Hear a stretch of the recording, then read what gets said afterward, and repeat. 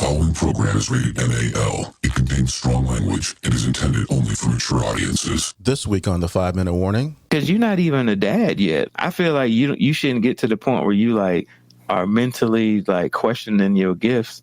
And then when you have little kids, like they do the cute things where they make gifts for you with art stuff, and you got to act like it's the greatest thing. Oh my God, you put your handprint on a piece of canvas. This is the greatest thing ever. Realistically, those are shitty ass gifts. Like, you're so wrong. I'm just saying, when you get the ugly ass tie and the socks, those are shitty gifts, but you got to be like, this is great. Thank you.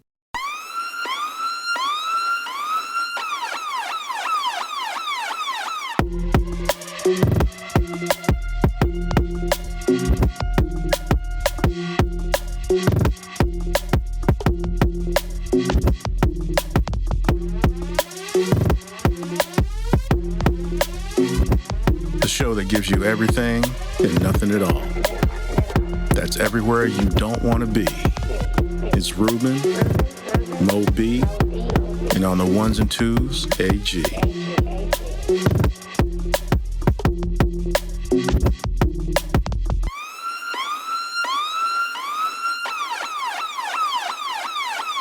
The 5-Minute Warning.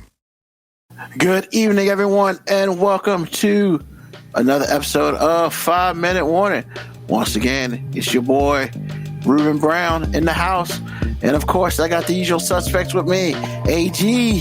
What's happening, y'all? How you doing? By the way, before we get to Mo B, just win, baby. 63. Wow.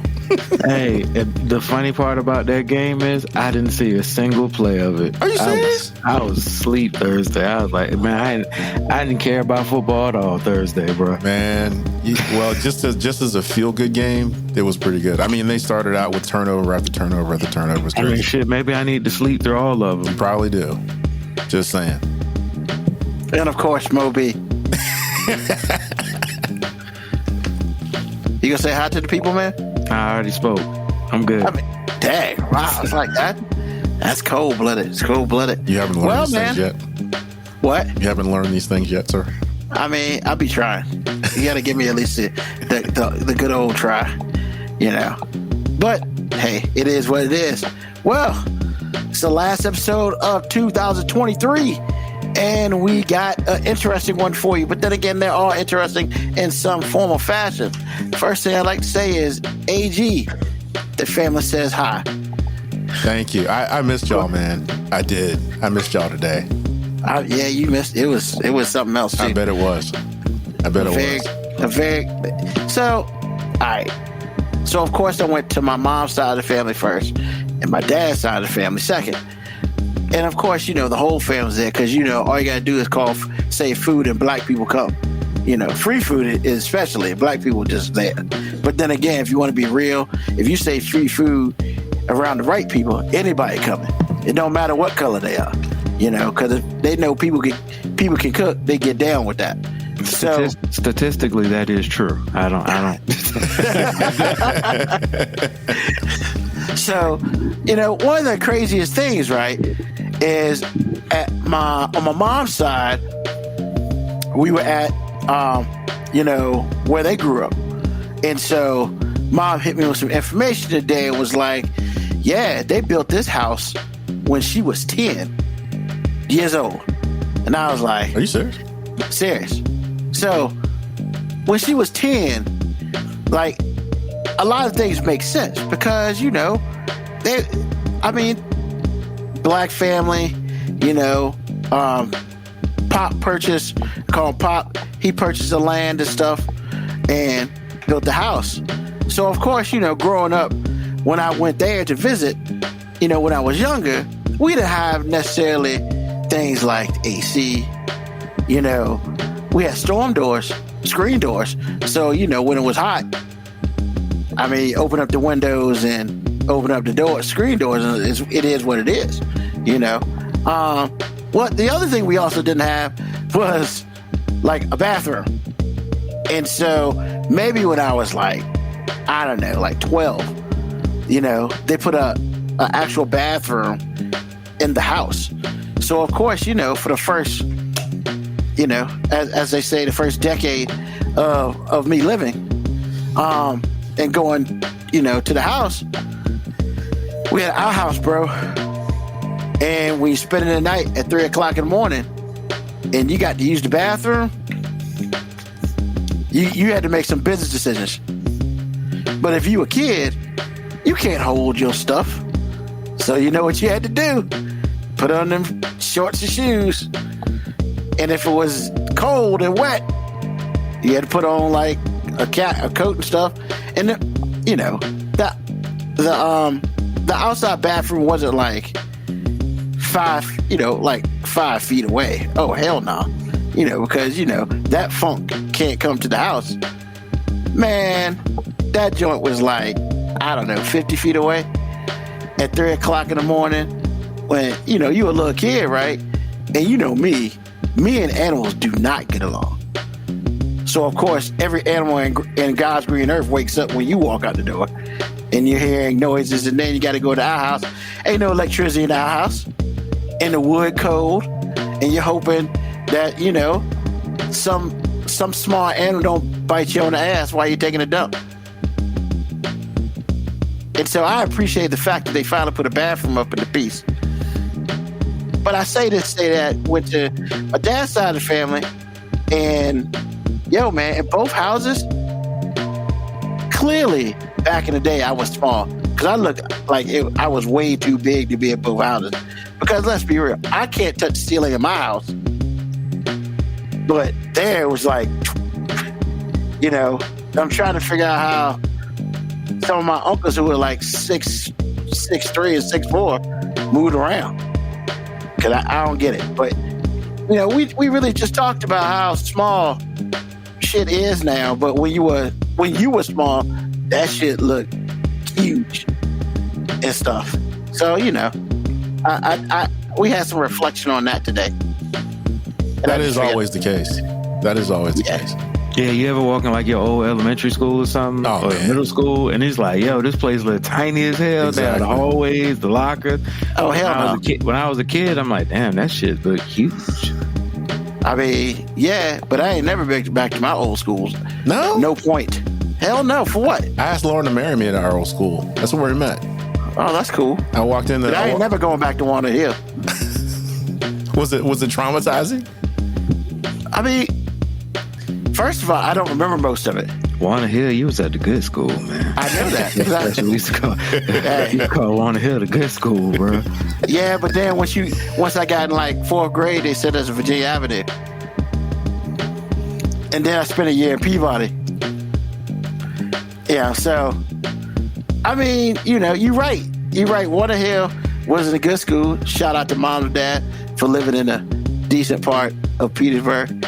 But yeah, man. Yeah, some of us over there at AP. I'm sorry, it's not AP Hill anymore. Cool Spring Gardens. Is that what it's called now? Yeah, it's Cool Spring Gardens Elementary. It ain't AP Hill no more. I mean, oh yeah, wasn't he one of the Confederate dudes? Yes. Yeah.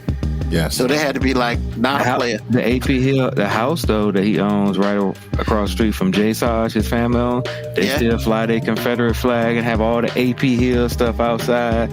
And I just be like, man, black people quick to like shoot each other up over scuffing up some Pumas or some shit. And this nigga family right across the street from the hood with the AP Hill Confederate flag, and that shit happened to that house. Well, because I think those black people over there realize that those white people got guns too. Nah, that ain't what it is. They know the police will burn Jay Sarge down if they go over there and answer them white people. Well, it's not Jay Sargent anymore. It's something else. Nah, man. That shit's Oh, no, it's John. No, it's John Tyler that changed their community college name to like some bullshit. That's all I'm saying. You're not talking about Jay Sarge Community College. The apartment complex across the street from it is Jay Sarge. It's JSOJ. I forgot what it's James, south of the James or something apartment complex, but they call it Jay Sarge. Wow. I mean, but yeah, man, no, I just, it's wild when you go back to part of places where you grew up and you realize, damn, I lived through all this. I ain't never bitching about nothing. Bro, that was a mansion when we were kids. Oh God! Because actually, I went last time I was there when we had the summer thing last year. Yeah. I went to the bathroom. I was like, how did it even fit in here, bro? Man, it was the smallest toilet I've ever seen. I'm like, what in the world? Bro, it was like 1, 2, 3. It was 5 of us around the table, man. It wasn't too much room left. No. And it was just like, the hell? Like, but it was good, man. It was good, that time of the year, seeing family and all that. And, but yeah, man, they told me to hit you up and be like, what's up? What's up, y'all? Yeah. It was good stuff. So yeah, man, like,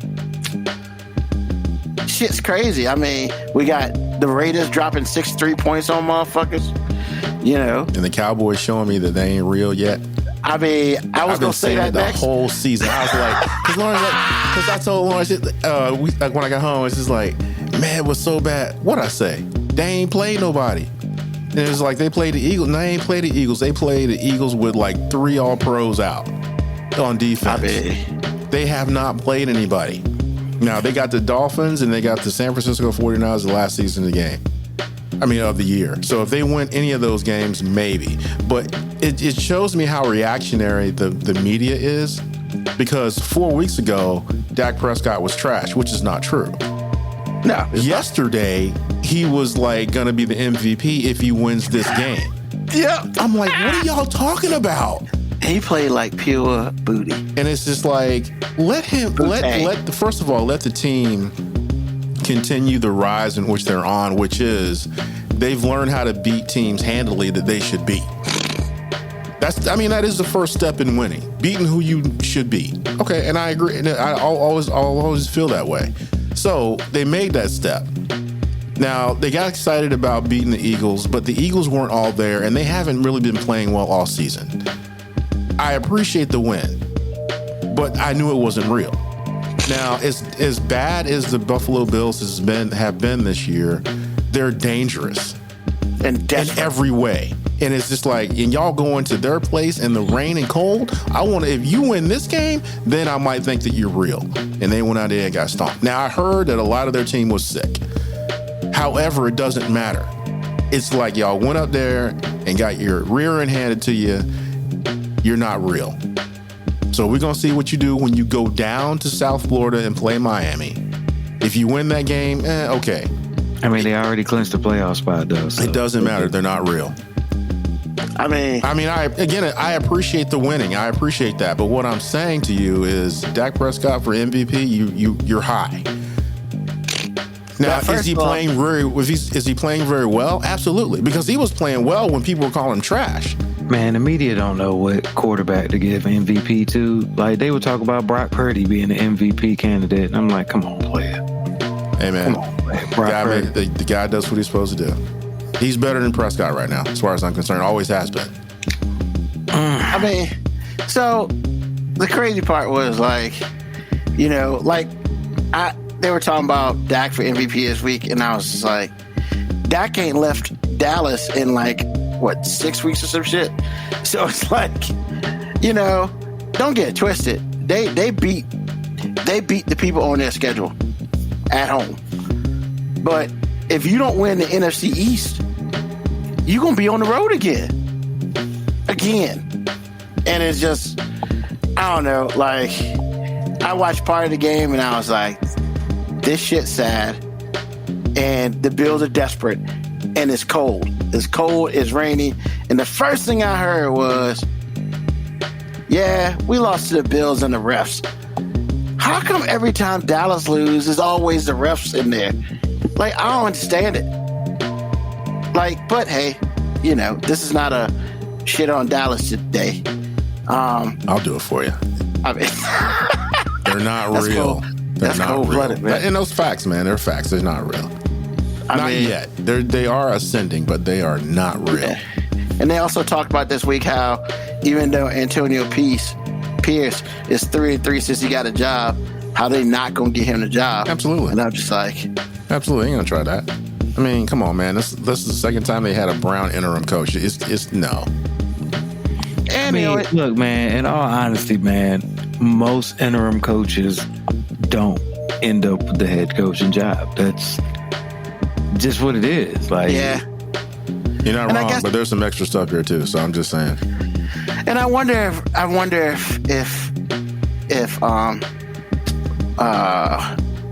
well, I can't think of his name now.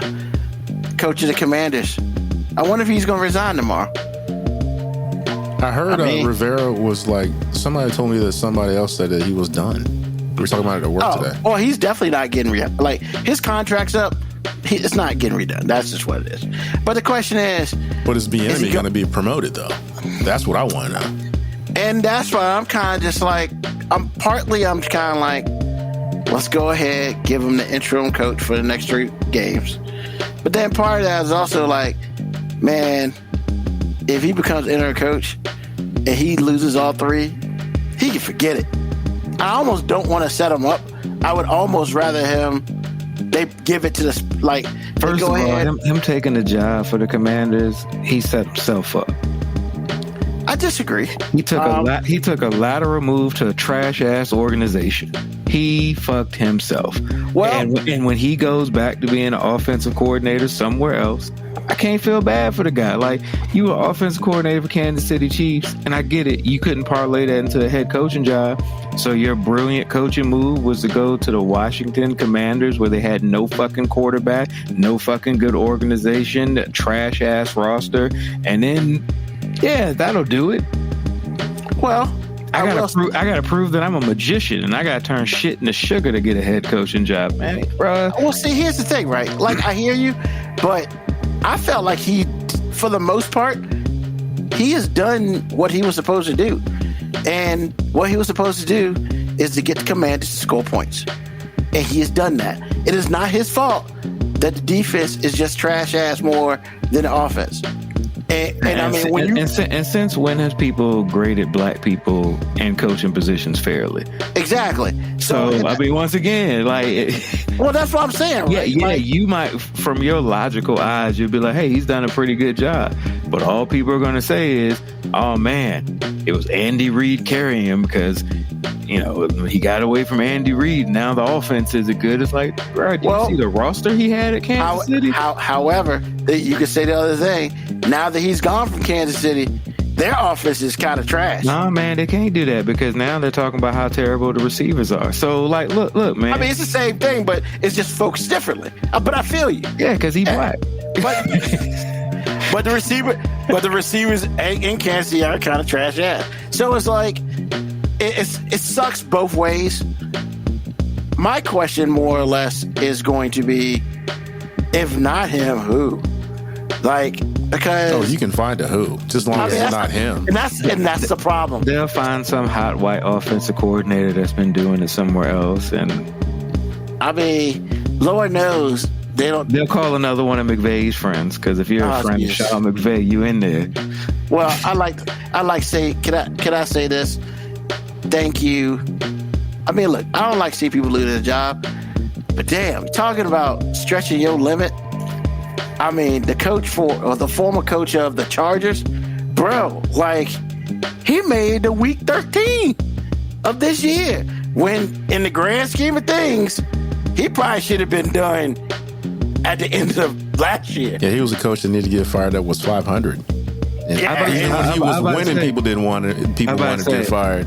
He's still a 500 record coach. He is 24-24. Yeah, I'm about to say, look, he got a better record than some coaches. I'm just saying. Yeah, but the problem, this is why they killed him, is he became too much into analytics. And all those 4th and hey, ones. man, oh my God, take the 3 points, man. Like, sometimes you gotta take the 3. It's okay. And it's not like you got the greatest running game ever. Like, don't get it twisted. I like Eckler, but you're not running up the gut with Eckler. And it's not like you got some 260-pound dude that's going to knock off a defensive line out. And it's just like, bro, you know, you just can't. There are times where you gotta take the 3. And he lost a lot of games because he didn't take the 3. I mean, now, when does organizational responsibility come into play? Because, I mean, I get it. We want to pile on the coach, but I mean, hasn't this been the San Diego Chargers MO for like the last 25 years? Well, no, because I'm sorry, 20 years. They'll get a good roster. I mean, hell, they had LT, Phillip Rivers, #1 offense like 3 years in a row. And they could never do anything in the playoffs. And then we mad at this dude for blowing a big ass lead in the playoffs. Like, bro, when does organizational responsibility come into play? But here's the thing. Maybe the problem is the Chargers are the Chargers. Well, I wasn't even talking about the playoff game. I was talking about like what the game against. I get it. I get all the analytics and stuff, but I mean, look, at the same time, the Chargers are the Chargers, baby. He basically just like, hey, look, this trash ass organization. I'm gonna roll the dice every time I get it, man. Every time I get it. And some people will tell you the real mess up is when they fired Anthony Lynn. Because he had the Chargers moving up. He kind of did. And then it was just kind of like, nah, bro, we're going to go with this hot shot McVay dude. And then they thought they were going to Tony Dungy him. That's what they thought. Yeah, and they didn't win. They thought they were going to do what the Tampa Bay Buccaneers did with John Gruden, which is have Tony Dungy build an organization for you, build a roster, and swoop in and let the white guy get credit. And it failed. I mean, that's what John Gruden's one Super Bowl is. Fuck that guy. I knew that was coming. but yeah, right? And that's the crazy part.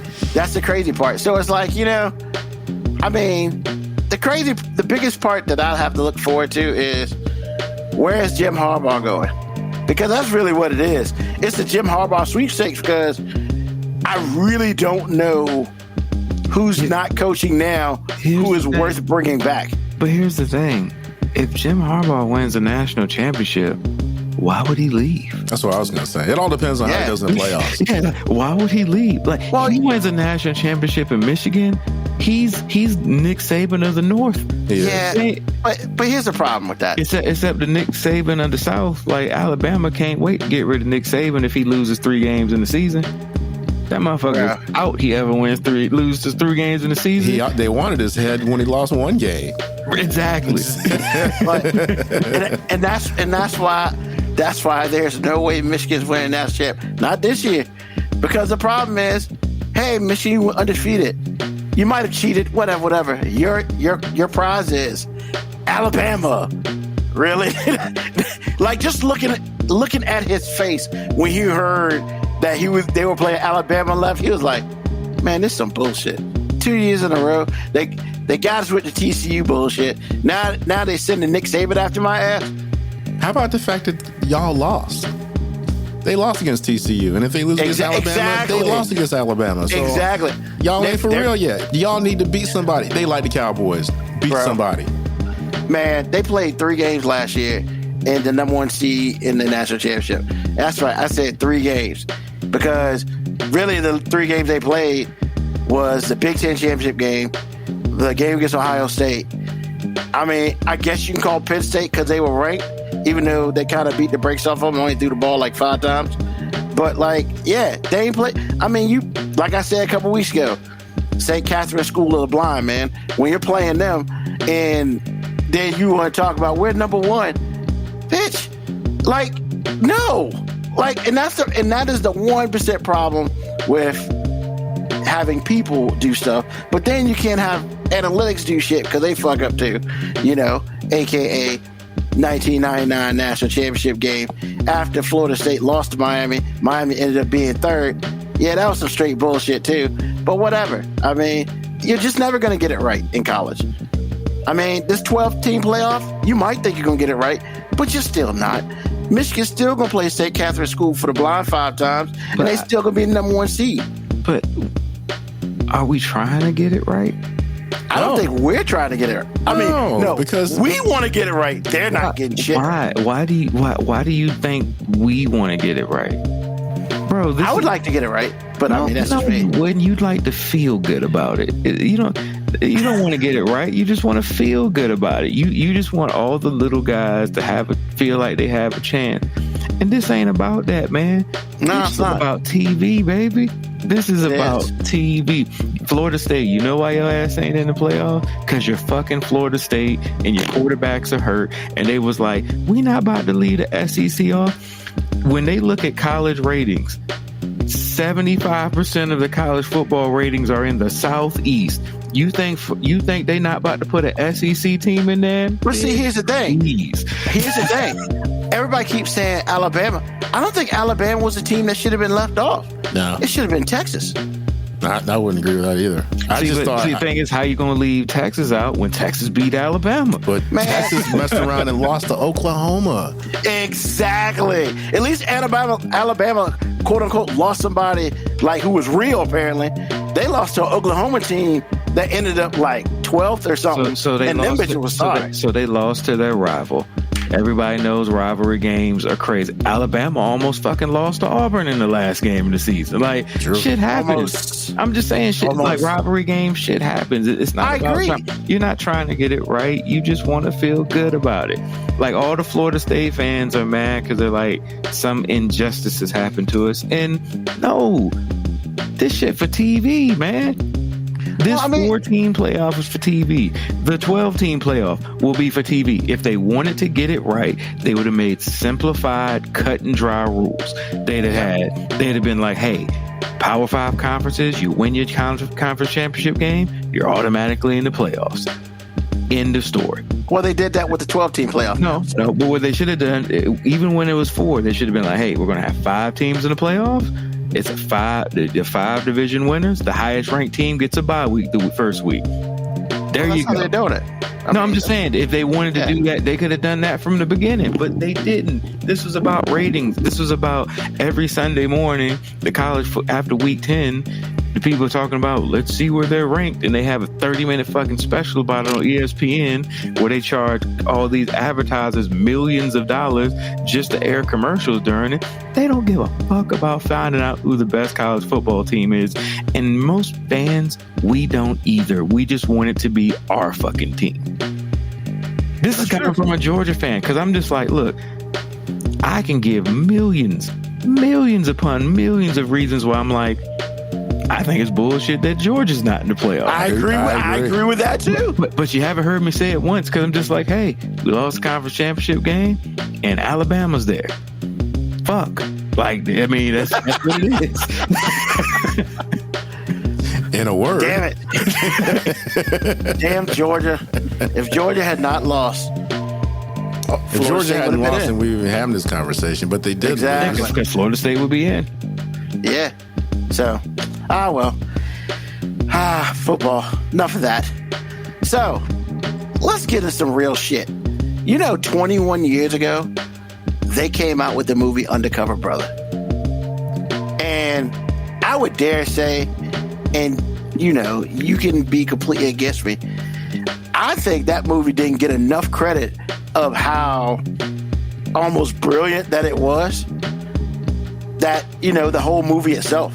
Because it literally satired like everything from race relations to, everything. You put race relations, it just put dots and shit from it. Like, it really hit everything. So my question is today, I feel like Undercover Brother affected the world in a much positive way, even more than people even give it credit for. So my question to y'all is, do you agree? And why? Let's start with AG. No, I don't agree at all. I think it was a great movie, and I think it did what it was supposed to do. But like you said, it's a satirical way of seeing the world, and with a lot of stereotypes. Yeah. And I was like, when I read the question, I was like, no, I don't believe it changed anything. I believe that they did a masterful job at producing a movie that was poking fun at our own narrative about stereotypes about everyone. Yeah. And that whole thing with the thing that pokes out to me really, and the thing that I remember, because I hadn't seen this since it first came out on, at the time, video, shows you how old I am.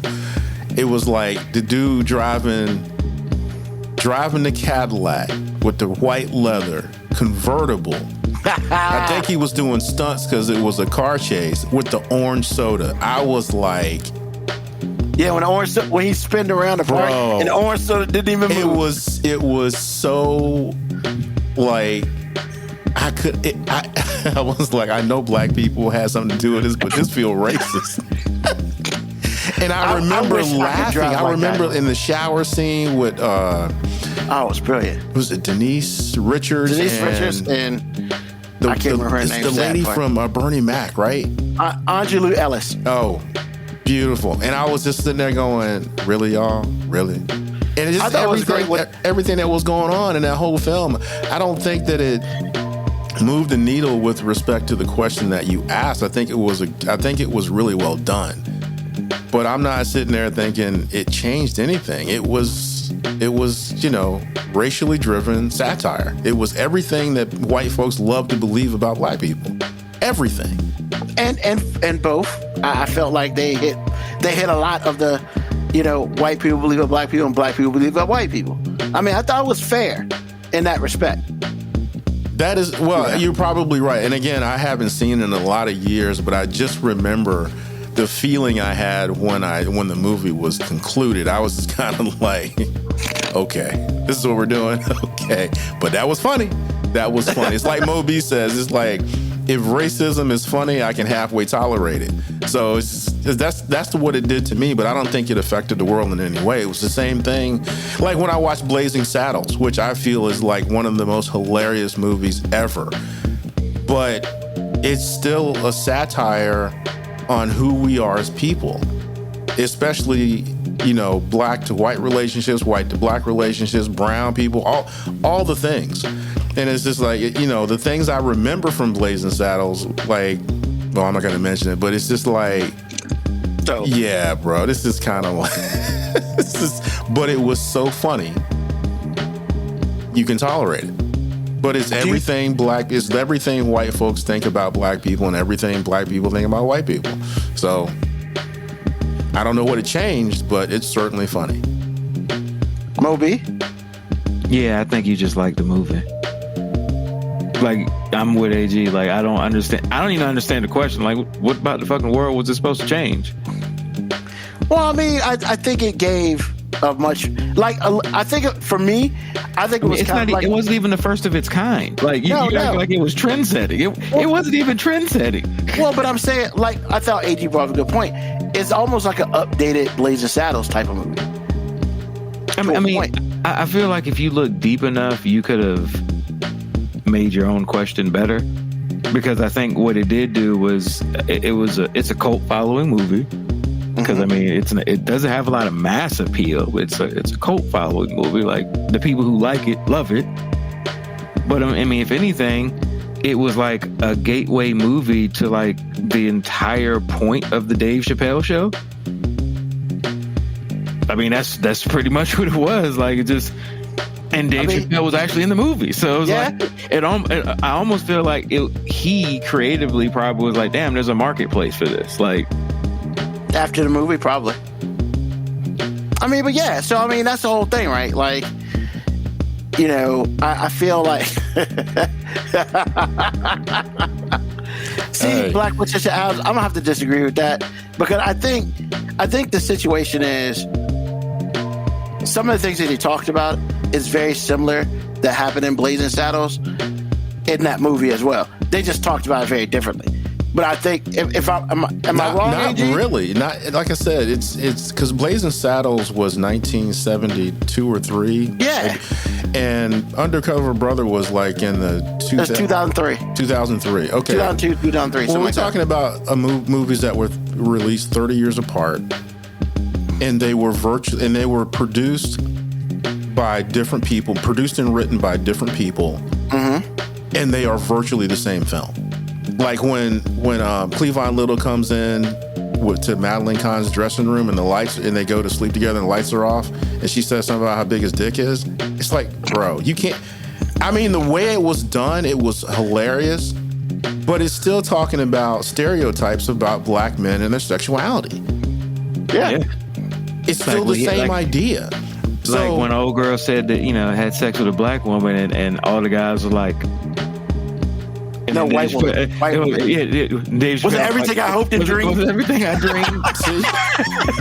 It's the same thing. So, I mean, Black Morticia Adams, I understand you from a certain perspective, but the reality is they're the same type of film. And it will always be funny. It'll never go away. But if another film like that is produced 100 years from now, we will laugh at the same things because people aren't going to get any better with this. And so, I mean, hell, like it basically was updating Dolomite. Like, to be that's honestly the whole plot of the movie. It was it's updated Dolomite. It was the best blaxploitation movie I've ever seen. And like I said, it was really well done from top to bottom, soup to nuts. But I'm not going to sit around and believe that it was nothing new. It was the same idea where we're poking fun at black people, and black people are laughing because some of it is true, and some of it maybe we perpetuate ourselves because that's the image the white man has given us the last 400 years. And I'm sure it's a lot of other things. I'm sure it's an amalgam of things, but the idea is as old as the world is. It's not new. It's not new. No. And racial satire does like two things at the same time. It sparks a conversation amongst usually the oppressed people, and it's like, or black people, it's like, hey, yeah, we can laugh at this because we're kind of laughing at our pain. And the white people can look at it and laugh and feel like they're laughing with us, when in actuality we're laughing at two different things. Black people are usually laughing at the stupidity of the stereotype, where white people are laughing at it, thinking that the stereotype somehow is proven by the fact that we're laughing at it. Yeah, and a lot of things in between. Yeah, and then we don't actually have conversation with each other about it. Like, you know, everybody talks about Dave Chappelle being trendy and everything, but black and white people don't actually talk about the Dave Chappelle show and the skits and the significance of it. We talk with each other about it. And, you know, we laugh at it because we like, yo, now, some people try to have conversations about it, but in all actuality, like, those conversations are usually insincere. I mean, especially when you try to have a conversation with a white person who, quote unquote, is an ally, because sometimes those conversations are even cringe. I'd rather have the conversation with the racist ass white person sometimes than the supposed woke friend of mine. I mean, is he wrong? He ain't wrong. Because the first time, the thing is, for me personally, and I've been through this, it's like the first time you start talking about stuff like that, 10 seconds in, it becomes really uncomfortable. Not for me, but for the white person that I'm talking to, it's just like, what are you talking about? Because I take it to a place that's dark immediately, because that's what we're doing here. They just don't know. Like I said, I had a friend of mine I went to school with that saw Get Out. I saw Get Out and I saw a totally different thing. She's saying to me, that was scary. And I was like, that's your takeaway? Got dark instantly. Instantly, because I'm like, you idiot. That's all you saw? I thought you were smarter than that. What? Who are you right now? But you know what? You know who she is? She's a white person in America. That's who she is. Woke ally. She's your woke. She's not ally. woke. She's asleep. She thinks she's awake. She's sleepwalking. Because if you tell me you saw Get Out and all you were was scared, this is not Scream. This is a commentary on slavery, black people, and everything in between. It's like the white savior that's like not real. All the things. Most black people saw that and we was like, yo, that is a great microcosm exaggeration of our actual fucking reality. Exactly. And that's why having those conversations with white America gets dark instantly, and it gets so uncomfortable because they think this is made up. This is not made up, sir. This is not made up, ma'am. This is happening today. Like when I get in a conversation about, what were we talking about the other day at work? Where they just ended it. Good gravy. Letting black and brown get into schools over white people on purpose. the education system using race qualifiers for yeah, but what's the name in the for it? colleges? Affirmative action. Thank you. Yeah, affirmative And action. it's like, yeah, I don't believe in affirmative action. This is like, okay. And I was like, I don't either. And they're like, you don't? No, I don't believe in affirmative action. Okay, that's really interesting. I said, yeah, you know why I don't believe in affirmative action? Because I think everybody should get into school if you earned it. I said, that's what I feel like too. And then I said, well, hold on. The reason why I don't believe, the reason that there is affirmative action, I believe it has to be that way, is because I can't trust you to do what you're supposed to do. So yeah, affirmative action exists because, for the most part, white people in power can't be trusted. Exactly. And that's where that's where the conversation got dark instantly. And it's just like, what's wrong, man? And it's just like, what do you mean you can't? Dude, if I leave you to your own devices categorically, if I leave you to your own devices, do you really think you're going to pick somebody that looks like me over somebody that looks like you? That's not even human nature, sir. I can't trust you to do the right thing. That's why affirmative action exists. That's why it's terrible that it went away. Do I believe in it? No, but it has to be there because you are not trustworthy. Darkness. Did you really say you? Yes. Yeah. All day. That's cool. That's cool. It's true. I It's not like, and he understood. I said, I'm not trying to talking get about really specific with it. Like, basically, white men in power can't be trusted. no white person in power can't be trusted. And if they want to get mad at me, I'm just like, hey, just look at history, man. Y'all love watching the History Channel. Every major confrontation generally happens because there's some white person in charge who can't be trusted. Instant darkness. And that's why we have the CRT thing. Shit. No one wants to, everybody's changing the history because human nature does not chase discomfort. CRT, man. It doesn't chase discomfort. We people want to be comfortable, and as soon as you start talking about some stuff that y'all did, got your name written all. Now everything is cool when it's a good thing and you're dominating and all things are lovely. But when the dark side of what you've done comes out, all of a sudden we can't talk about it no more. Dark. Like when the states in the South was like, hey, we'll free the slaves, but you've got to give us time. Motherfucker, if we had tried to give y'all time, we'd still be picking cotton. Right? Exactly. I'm just saying, look at Texas. Exactly. Like, we celebrate a whole fucking day in Texas. Because of Texas. When them niggas found out a year late. No, 2 years. I want to be real specific. It's almost 2 years later. Yeah, and we celebrate that shit. I mean, what happened to the Pony Express, man? I guess didn't make it there. And then we talk about CP time. No, let's talk about white state time. Y'all niggas is late. We say we'll be there in 5 minutes. We might get there in an hour. Y'all niggas said we'll be there after a while, and 2 years later, y'all was like, oh shit, we forgot. We forgot. Okay. Oh shit. Oh my God. Well, like I say, man, it's just one of those things where I don't necessarily think it was earth shattering. I think it was really well done and it was really, really funny. But it's just another notch. It doesn't move the needle. It doesn't do anything except be entertainment. But the entertainment has a dark side. And if anybody wants to talk about it, strap in because it's dark. It's the same way when people talk about the Dave Chappelle show, talk about how it's lasting impact. And I'm just like, nah, man. It was a great, it's one of the greatest sketch comedy shows ever, but they weren't really doing too much stuff different than in Living Color, except the fact he said nigger in every skit. Yeah, truth. But I will say the thing with the thing, I forgot the dude's name, but when he did the character where he was the blind Klansman. Yo, bro, that's brilliant. Gosh. Shit's so brilliant. Oh yeah, man, that's awesome. White power.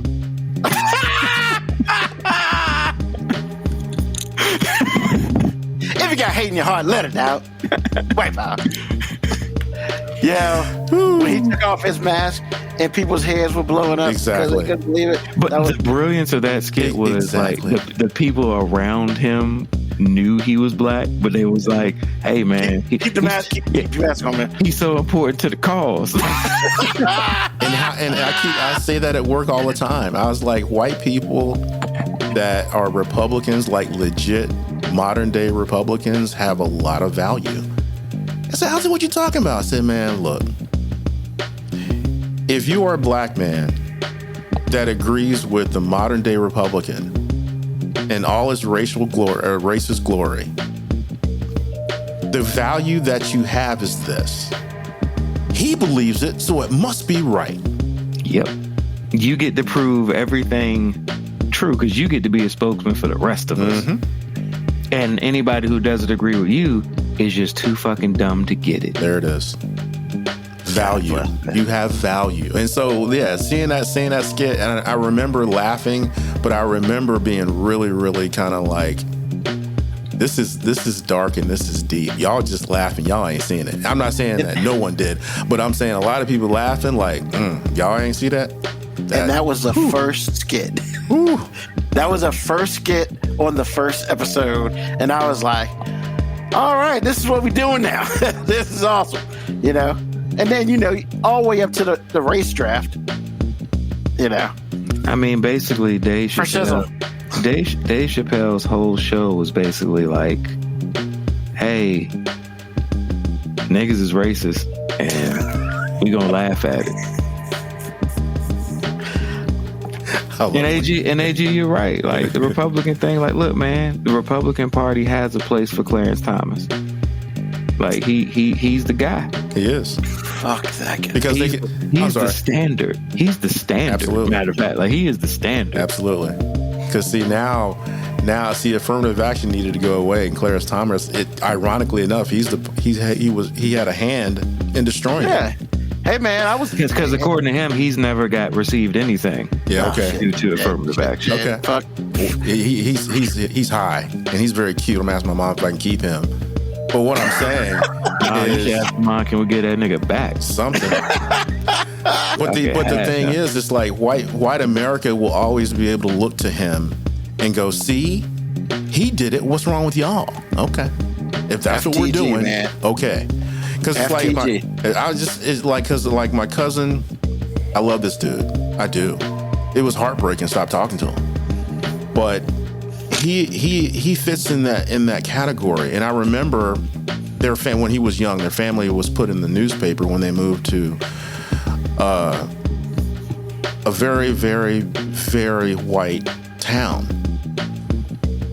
And at the time, when I was a kid, I was confused. I was like, who makes the paper just because you moved there?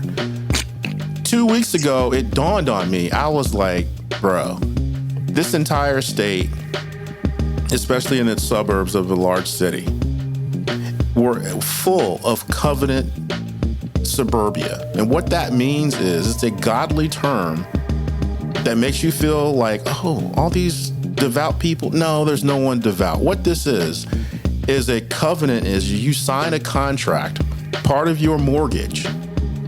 The underwriters make you agree to the fact that you will not promote or ascribe to black people moving into certain neighborhoods. That's what a covenant town is.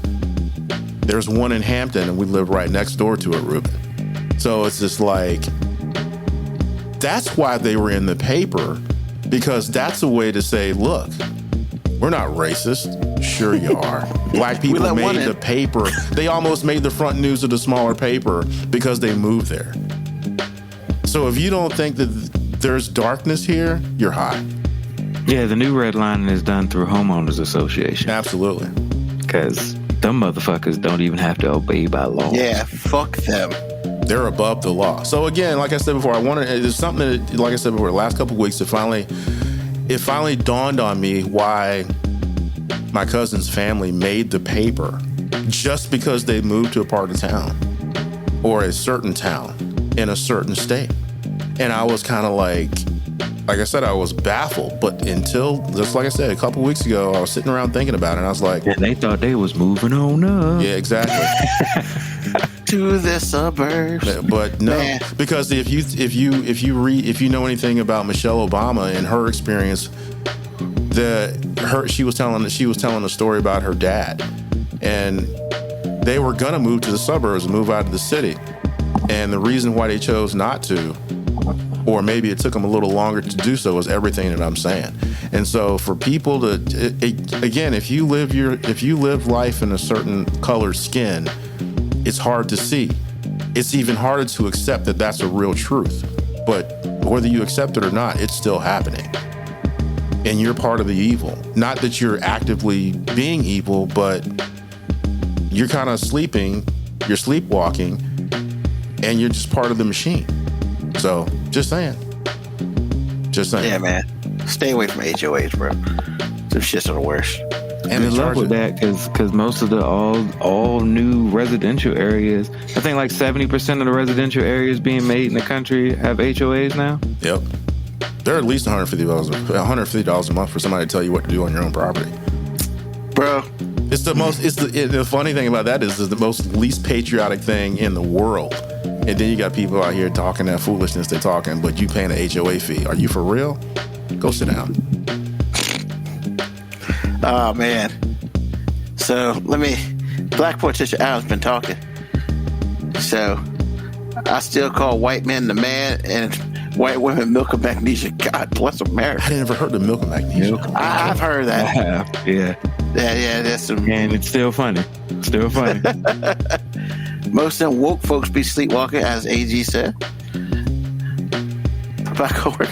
Grandma waking up in the car scared me. Which part of Get Out was scared you? Me, the parts you missed. Oh shit, man! I've seen Get Out twice because I can't watch no more of it. It's, I'll give what is it? Peele. Jordan Peele. Jordan Peele. I'll give him credit, man.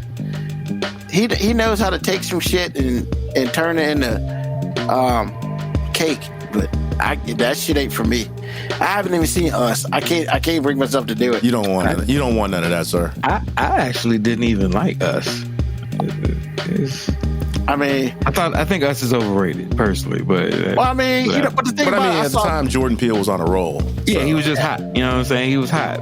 But I saw Get Out, and I was like, I ain't watching nothing else for this month. I ain't seen Nope either. I was like, nope, I can't. Nope is not that bad. Get Out wasn't as bad, but Us, you don't want any parts of Us. It looks like a mental thriller, and I can't do that. Let it go. Just let it go. And then the way it ends, which really is the ending, it's this, because it's like, is that real or is that Memorex? And if you ever watch it, you'll understand what I'm saying. Because the little kid sitting in the car looking at I thought you, and then it's over. And you got to see the movie to understand what I'm saying. I'm trying not to say nothing. I ain't never watched that. Hey, but AG, but when the end of it, wasn't it like so unfulfilling? The ending is like, it's like, damn, what did we just watch this movie for? It's like, oh, I get what you're saying, but I expect the ending. You know what? The only thing that bugged me about the ending to me was the people holding hands across America. Across the way, yeah.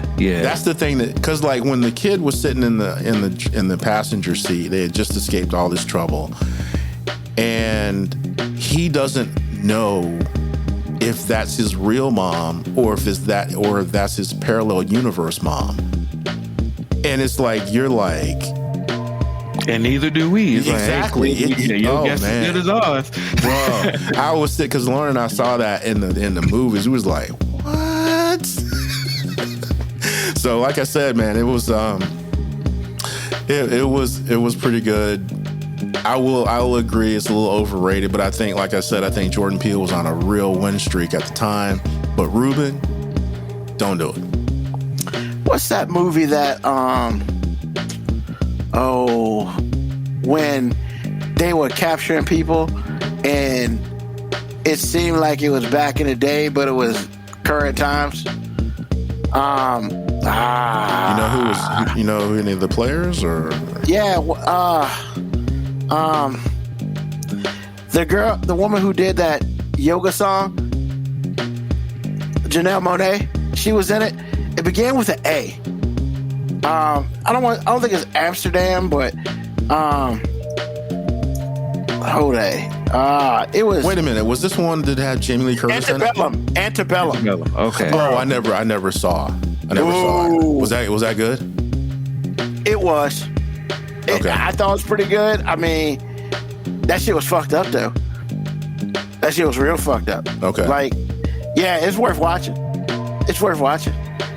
because it's just like, even though the way they got kind of all broke out could have been might be the lamest way possible, but just going through it and you not completely, really, truly understanding what the hell's going on until A happens, and then it's just like, yeah, it's like, what the fuck, man? And then you just ready for people to die. Oh, wow, you ready for people to die? Oh man, yeah. Once you get to a point where when it breaks open, when it hits the climax of the movie, you're just like, oh, motherfuckers gotta die. I mean, in all honesty, I watch a lot of movies and TV shows, and I get to that I want everybody to die point real quick. I gotta die, man. I don't know what that says about me, but like, yeah. Like, when you're watching a suspense movie or something, and there's a character that's just acting irrational, because I'm just like, I just know if some cataclysmic catastrophe happened and everybody in the streets is going wild, crazy, I'm probably the person you want to be around, because I have no time for irrationality. If somebody on my camp starts freaking out and is about to do something stupid out of fear, I'm killing them immediately, because I don't have time to die because your ass is irrational. You know, like when you're trapped and there's always that one person in the movie that's freaking out. It's like, what are they gonna do? What are we gonna do? I don't want to die. Kill them now. No. A stop won't do. You got to get rid of them, and then you got to look around at the room and you got to go, hey, anybody else? Does anybody else need to have a freak out moment? He said he got to die. I mean, no bullshit. When old boy worked on Get Out, when he woke up in the chair with his eyes all jacked up, I was just like, if I ever get out of this shit, motherfuckers dying. Like, it's just, regardless, either I'm dying or they dying, because this shit ain't about to happen like this. So I'll give you another example. So my wife is big in Walking Dead, all the Walking Dead series and everything. Man. And don't get me wrong, I get it. The characters are interesting and everything, but I can't watch it because I just can't watch it because the fact that Negan is still alive, bro, that shit don't sit well with me. He didn't even do nothing to me. But all the shit Negan did to all them people, and then he just rolls with him now? Nah, fuck. I haven't watched a lot of it, but when Negan's redeeming himself, he's not really that bad at first. I don't give a fuck. You are your actions, sir. You were slaughtering motherfuckers for no goddamn reason and laughing about it. You can't roll with the team, bro. You got to die. I'm gonna shoot you dead. Then I'm gonna separate your head from your body so you ain't coming back. I'm gonna do what you did with some of the zombies. I'm gonna kill you. I'm gonna cut your head off, and I'm gonna put it on the stake as an example to anybody else who thinks this is the way to do things. No, this is what happens when you do this irresponsible shit. You die. Tell them how you really feel, sir. Tell them how you really feel. Note to self: zombie apocalypse. Don't freak out around Tico about movie, because that shit ain't happening. Bro, look. The moderate freak outs, I'm cool, but when the freak out characters that just are constantly doing the irrational shit, you're like, hey, we can't go over there. I know your friend is over there, but if we go over there, we're all gonna die. And then 5 minutes later, you trying to sneak out to go over there? Fuck that. You dying too. You by yourself. Yeah, you know, because you can't let them go by themselves, because they gonna fuck it up for you. You got to eliminate the cancer. You got to eliminate the cancer. All right. Man, you feel some type of way. Yo, bro, literally, I kind of agree with him, man. There are movies and shows where I just be watching it. Yeah. And I be like, yo, I can't even watch it no more. And it's not that I'm like emotionally invested in the show. It's like at that point in time, the show just becomes, and even though I know it's a fiction show, but the show just like doesn't even reflect human reaction to me, because I'm just like, nah, you can't tell me out of all 20 of y'all people, there ain't at least one motherfucker up there that thinks like me. Like, hey, this nigga can't roll with us no more. Oh yeah. Like I said, man, when he was on in the chair and his eyes were jacked up, the first thing I would have thought is, man, that girl, the girlfriend, oh, she gonna be the last one to die, because I need to take care of everybody else, and I want to save that bitch for last. And it's just like, Yeah, they was because he didn't understand, but she allowed that shit to happen, and it was just like, bro, if I ever get out of here. Yeah, it ain't just get out, it's get out and get back. Cause, yeah. Yeah. I would have been fine blowing that place up with me in it. I would have had no issues. Not at all. But see, and that's the messed up part about that movie, because that messed up, that really, I feel like, put a lot of distrust in people. Because now you gotta think twice. Is this bitch playing me? First of all, I think that distrust was already there, which is why the movie works so well. The movie works so well not because it creates a feeling, it's because it brings a feeling that was already there. It brings a certain look, even if it's a small microcosm of, like, all of those race type things brings back just a little bit of a natural distrust that both races have, like all races have towards other races. It's like, you know, it's like that black guy that's like, hey, I'm cool with white people, but you know, when that time come, I'm gonna be the first one. You know what I'm saying? Like, yo, there's always that one militant dude that's just ready. He's ready for the uproar. David Chappelle's character. Because remember in the movie, they was like, all right, we're going to get him. He was like, all right, everybody, revolution up in this bitch. Exactly. There's always some revolution guy that's just like, and that feeling is in you already.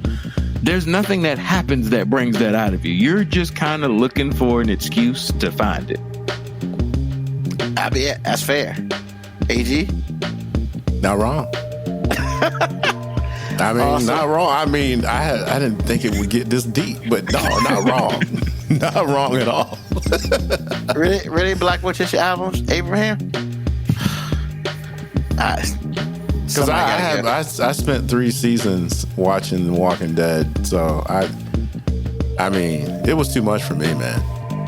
But I do understand some of the things that Mopi is saying. I do, especially that one about when you would start talking about, because it's like it bothers me too when it's a group of people running from somebody. It's always 1 or 2 people. Usually one person freaks out and ruins it for everybody. You got the perfect hiding spot, and then somebody starts, crying, and I'm like, what? And then the enemy gets you because somebody made some noise. I'm like, yeah, you got to go. You got to put them on. You got to put them down.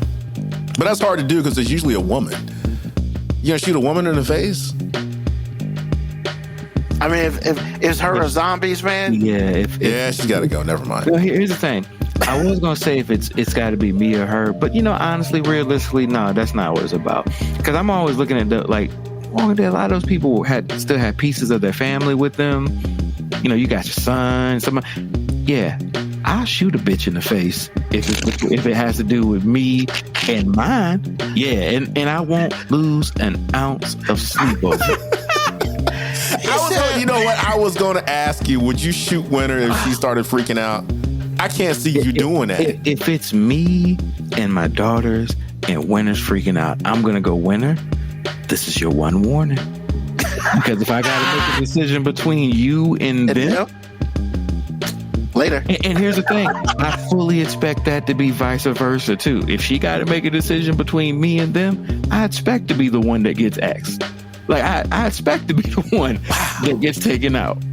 Okay. This is like I said, as you were talking, I was like, would he shoot Winter in the face if she freaked out and made some noise?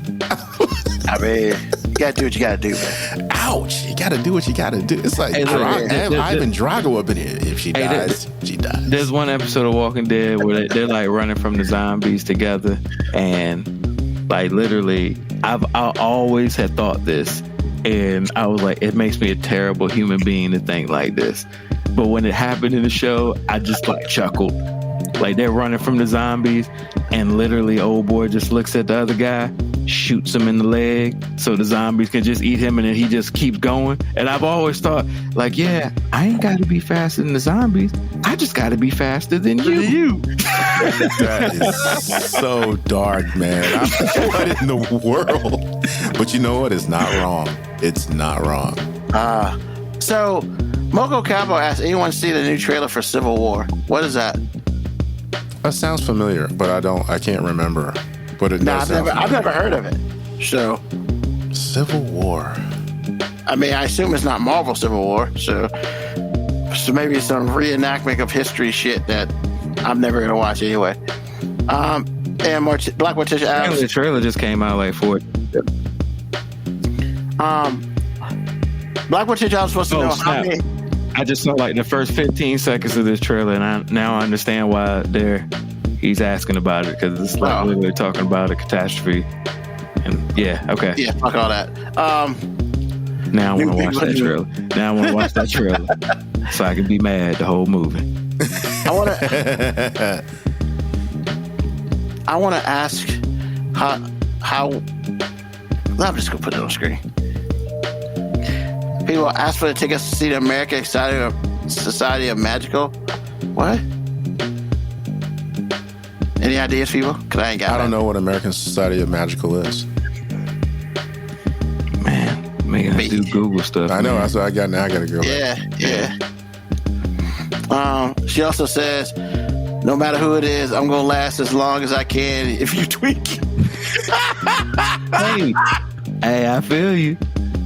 Like that's how I think too. Like, look, you ain't gonna mess this up for me. Wow, that's what it is.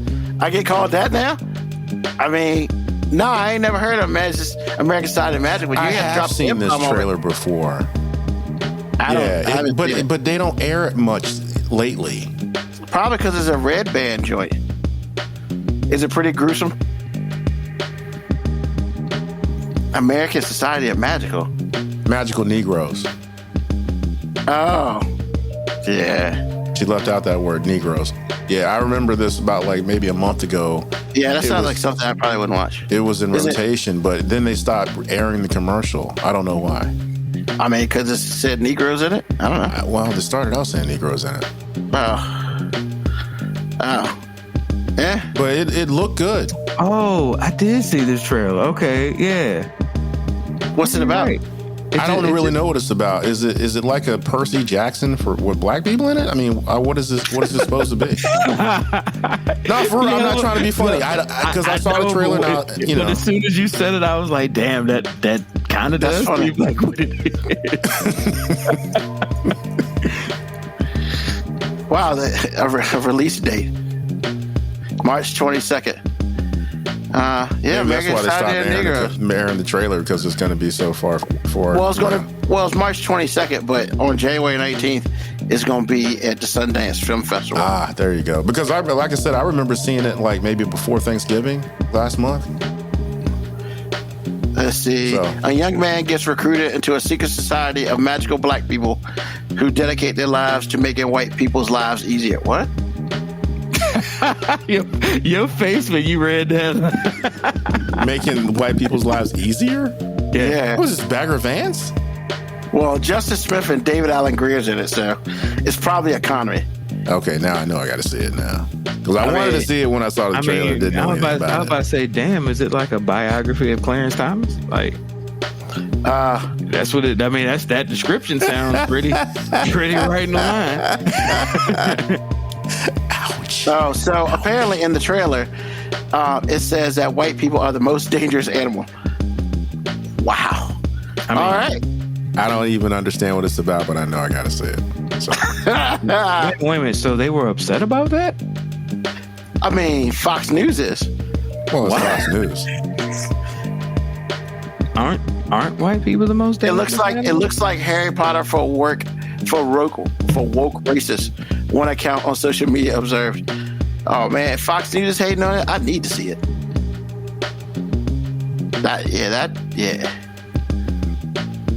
The trailer begins with black protagonist who is described as uncomfortable as he walks through a room full of white people and is recruited to the secret society of African American wizards.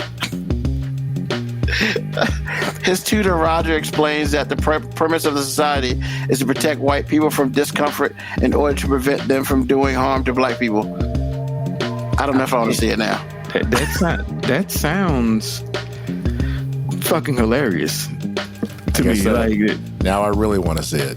Maybe it's the new version of Undercover Brother. I mean, because if white people are going to be offended at that statement, I mean, I mean, I'm sorry, white folk, but that's what black people do all the time. Like, black people, when we get pulled over by police, we don't have weapons or anything, and we trying to make them not feel uncomfortable. That's a reality. That is black. That is the black condition. You want to stay alive, make white people feel comfortable. That's virtual and actual. So I don't know. Yep, because he says that white people feeling uncomfortable precedes a lot of bad stuff for us. That's why we fight white discomfort every day, because the happier they are, the safer we are. That's a true statement. Okay, I now want to see the trailer. Yeah, that is a true statement. Amazingly true statement. So I don't know if this is a comedy or what it is. Oh no, it's a comedy, probably wrapped up in a lot of truth and satire, but it's a comedy trying to hit on like serious topics. Yep. And of course, one guy on Twitter says, "What kind of racist, shitty bullshit movie is this?" Yep. There you go. Last name is Bukowski. If it was racist, it'd be a movie you'd actually want to see. Because if you're saying stuff like that about a trailer, you're probably a racist white person. Another dude says the thing that is going to do wokeness is how cringe it is. We should almost be thanking Hollywood and the media at this point, as they become more cringe with this racist woke BS. More people wake up and search out alternatives. Only lunatics would want this. I mean, most of the time, people's alternatives to wokeness is racism. Yeah, and I wish white America would just stop saying woke, because like, no, I don't want that, because then I want it's a dog whistle. I know you're right when you say that. You're right, because when I hear a white person say woke, I already go, yeah, you can't be trusted. Is he wrong, Ruben? He ain't wrong. I didn't say he wasn't. It's just funny the way he says it. I got no problem saying I judge white people on a daily basis. I do. Like, there's a certain level of judgy and predetermined conditions that I have that I just feel are necessary for survival. And if you're going to say me that makes me a racist, all right. Cool. I mean, I also have a fear of large groups of white people and alcohol. I mean, some might say that's unfounded, but I'd say, hey, based on all of my experiences, large groups of white people and alcohol never end well for people that look like me. Hell, it does usually end well for people that look like them. It just don't end well for anybody. And that's true. A lot. Oh my God. And see, y'all were questioning my question. Because I'm just going to say, the question still is not, I still disagree with the question, but I mean, I'll pose the question to y'all too. Like, this movie is super old and it's not even a good movie. But y'all remember the movie Roadhouse, right? You didn't think Roadhouse was good? For its time, it was good. If you watch it now, it does not age well. Okay. Well, they remade it, right? Is that the one with Ronda Rousey as the bouncer? Or did that ever come to a fruition? I don't think that came to fruition. I thought they remade it again, but it wasn't Patrick Swayze. If they remade it, I don't want no parts of it. But anyway, what's your question? My question was, like, would any of y'all go to that establishment?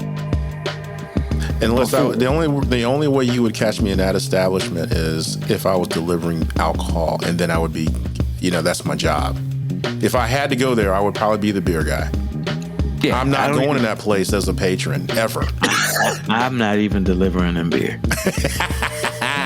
I'm gonna do them like the pizza places used to do us back in the day when we called from an address that they didn't deliver to. Hey, you can come pick it up at the corner. You can come pick it up at the entrance.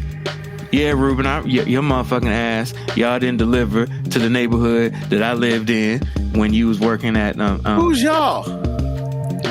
Some of the establishments you worked at didn't deliver to the neighborhoods that I was in. Are you talking about in Petersburg? Yes. Hell no. Come on. Y'all stop chilling, motherfuckers. Maybe we come and deliver pizza. Fuck all y'all. No, man. I ain't never been jumped, but people have been jumped out there, all for like $20 because we don't carry no money on us for real. So that's how I would treat that Roadhouse establishment. Hey, y'all niggas can come up here and pick it up from the exit. I mean, The exit. Yeah, man. first Matter of fact, I might have left it at old boy's car shop that got blown up at the beginning. Hey, Wow. you can go deliver it to them, right? Wow. I'll have you sign for these bottles of liquor, sir. man, all I'm saying is Roadhouse. that shit's in the middle of the goddamn woods. Hell no, I ain't going there. I mean, if I want to be strung up, maybe, but no. But I'm just saying, as a kid, those were the images of drunk white people that I had growing up. You know what I'm saying? And those images would be real. Yeah, and those people looked unstable to me. So as I got older, large groups of white people, like when I went to a certain university, when I was at a certain college, that there was only like 60 of us black folk there, and everybody be like, hey, you want to come to the frat house to drink and have fun? No, because none of that shit sounds fun to me. He said black folk. Well, None of that shit sounded fun to me Now, because I had these. I will say this. By the way, I'm sorry, Ruben, by the way, Roadhouse, now that I'm thinking about it, had exactly 0 black people in it. Exactly. Yeah. Not even extras were black. Yeah, so okay. Like, So- look, growing up in the 80s, I had very, like, you know, we talk about the negative images that black people have on TV and shows. I had very negative images of white people in the 80s. Like, I thought drunk white people at the bars just want shit with everybody. And I thought white people sincerely didn't have any problem that they couldn't solve by getting in their IROC Z28 T-top and driving down the coastline while some power rock ballad was coming on. I felt like there was no problem that existed in their life that they couldn't just take a drive in their Camaro by the ocean and they didn't come out with some great resolution. Like, because that's what the montages showed. And go to the houseboat. One or the other. They came back with clarity. Does it have to be an IROC Z20? This guy's a fool. Like, they couldn't do it. They couldn't do it in a Subaru. You had to get a Hold IROC on. You know, it was always a T-top or it was always a muscle car convertible. It was always in Miami or California. Exactly. They were Yeah, all you're not driving wrong, in the man. coastline. You're not wrong. And when they came back, they had solved everything. Yep. Like, they had clarity. They would give you that montage. They'd be driving. The music would be playing. You'd see the side profile. You see the front profile. And next thing you know, they kicking somebody's ass in the finale. And you just like, hey, that's how white people get shit done in the 80s. Yeah, and then Less Than Zero came out. Ooh. I love that movie, but I can't see it no more. Oh, you took me to a dark place, man. You took me to a That dark movie's place. dark as hell. Oh, man. Why'd you even really? I mean, Really? that's a contradiction of what Oh, everything Moby man. just said. Sir, that was an anomaly. The anomalies happen in every statistical analysis, man. Like, How you that gonna- that was a one-off, sir. That was a one-off. Pull up to the light and your friend dead. Oh, my Bruh. goodness. Why, man? Why? Bruh. Like, I saw that in the Like, movies. It I'm gonna be still real with affects me, man. that was one of those movies I saw that after that, I told myself, Ruben, you ain't never doing drugs. Fuck that. Because My man had mommy Robert issues. Downey Jr. went through some shit. He did. And he over here sucking penises for some blow and stuff. Nah, never. That movie was hardcore, man. Never. Yeah, looking back at that now, you be like, damn, Tony Stark went through some shit before he He became did. Iron And that's what made Yo, in the comic books, which they never really got into on the show. He was an alcoholic. He was an Straight up alcoholic. Like, he it almost was cost him alcoholic? everything. Yeah, Yeah, Joey's called alcoholic. shit almost cost him everything too. Yeah. Wow. Yeah. Well, He'd he be had an that Iron Man flying obsessive around. personality, so I get it. Yeah, and a black guy took a suit. That would be Rhodey. he was Iron Man for like 50 episodes until he got clean. Wow. Okay. Yeah. Y'all Yeah, taught man. me something today. I mean, you know, but yeah, man. So yeah, for every Roadhouse, there's a Less Than Zero, bro. No, there's not. No, that's an anomaly because I can name several movies like that. You got one. You got He's one. not wrong. He's not wrong. Another one, Wall Street. Oh, that's my best man. That's the movie to me. But Wall Street did not end like less than zero, though. I was just about to say, like, No, it did. It totally It could have done. No, it wasn't never going that way. You talking about two alpha males, and no. But Wall Street is amazing. Less than zero said, Ruben, you ain't never doing drugs. Literally, no bullshit. After seeing that, nope. Because after people saw Wall Street, they wanted to commit securities fraud. Greed is good. So no, it was a different movie, sir. I mean, totally different movie. But honestly, man, that's why I have an affinity for power rock ballads, man. Because back in the day, I was just like, hey, these power rock ballads got power, apparently, man. Because you listen to these shits and you be all right. No, you'll still have problems, sir. I once again, this is kid me looking at the movies thinking this montage, they figure shit out. You right. Like, all I need is a convertible and a long winding road near the beach, and I'm fucking straight. I mean, the PCH did solve a lot of problems in the movies in the 80s. Sure. You're right about that. You are so right about that. I'm just weak. I rock Z28. Your Firebird with the Firebird logo on the hood. Man, stop it. Your powder blue Mustang with the top down. Hey, man, better off dead had the 69 Camaro, bro. Oh, yeah. I want my $2. I want my $2. Oh, God. All right, he got the car and the girl in Dodger Stadium at the end. Absolutely. I'm just saying, like back in the day, if you had, I thought all teenage white people got some convertible or some muscle car for their 16th birthday, because like damn near every movie, that's what they had. I mean, and it continued with my Super Sweet 16. If you didn't get a car, you got yelled at. 16 Candles wasn't that way. She did get the dude in the end, though. She got the dude she wanted, but her birthday was awful. Again, that's late 90s. I'm talking about 80s, baby. Like, no, that was 19. 16 Candles is the 80s. It is 80s. Goddamn.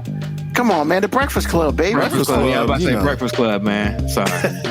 I mean, but yo, for every nerd who thought they couldn't succeed, when he put the panties up in the bathroom and showed all the other nerds, greatest day ever. And then he ended up with the girl. He had a white person GTD moment. Got the draws. He's like, yeah, let me get those draws. What? Hey, man. He got the girl in the end, though, for real. He did. He really did. I was impressed. Because the other dude sucked. So. No, he didn't, because he went with Molly Ringwald's character. Just saying. Yeah. Oh, man. I don't know any of these people's real names. Y'all be rattling off actors and actresses' names, and I'm just like, I don't know anybody's name. Well, because all the John Hughes movies, there was Molly Ringwald, there was... when you're talking about them, I'm just piecing together and taking context clues so I know what character y'all talking about. But when y'all say their real name, I'll be like, you need to give me that character name in the movie. And then at Breakfast Club, when Judd Nelson put his hands up at the end of the movie. Yeah. That is a moving scene. It is. There's no I Rock Z28 involved, but still the same thing. That's true. And it really actually I think it probably romanticized Illinois, Chicago, and its suburbs, because all of those movies took place in Illinois. Oh yeah, because back then Chicago won't shit, so they need some help. No, he didn't. What are you talking about? Yeah, I don't understand that statement either. Wasn't it all in the suburbs of Chicago? Suburbs of Chicago? Yeah. Since when is the suburbs of Chicago bad?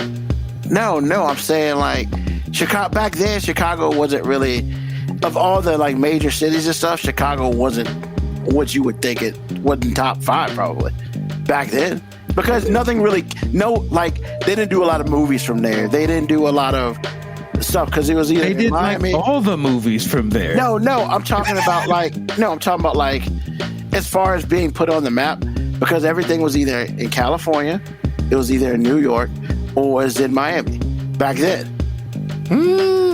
Some of your major teen movies, all that. You're right. Those were the ones that were in the suburbs of Chicago.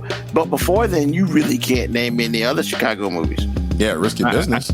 That's a lot of them. I can name you a lot of Chicago shows too, like Family Matters, Roseanne. All that was suburbs of Illinois. Yeah, but that's 90. That's the 90s. We're talking about Risky Business was 1981. No, I'm not talking about Risky Business. I'm talking about other you stuff. said Like you said movies other than the 90s, the 80s movies that we're talking about. And I was like, I realized that what you're saying is actually true. The part that I don't agree with is Chicago was never an also ran. If I was going to say a movie city that was an also ran, I would say Boston. Yeah, that's Chicago true. was never that. Boston is kind of like whatever. And usually when they make a movie in Boston, it's always dark and somebody got to die. So, I mean, Mystic River, I've never seen that actually. Oh, bro, it's good, but it's dark. A lot of movies like that's probably why I've never seen it. Casey Affleck and Michelle Williams. What's the movie called? You're just naming names to me, man. Anyway, a lot of movies that take place in the Northeast can be really dark. Stephen King doesn't help matters. So that's why I was kind of like... Oh, yeah. Like, he did a lot of his in New York, right? New York and Boston. No, all this stuff happens in Maine. Even, what's the name of the car? Christine? That was in Maine? That one wasn't. I'm sorry. A lot of his movies, 9 out of 10 of his movies happen in the Northeast, usually Maine. Oh. That's why I don't go there. I don't go there because I can't see myself. I was going to say, the other reason ain't no black people there. So percentages are low, sir. Percentages are low. But I've been to Moab, Utah. I was just going to say it's cold. But it is cold, man. I was just going to say it's cold. If you don't like it cold, you don't want to go to the Northeast. Man. Yeah, apparently there are a lot of black people who like it cold. I'm just not one of them. New Edition like the cold. They from there. Yeah, they're from Boston. They had choices. You know. But yeah, I mean, shoot.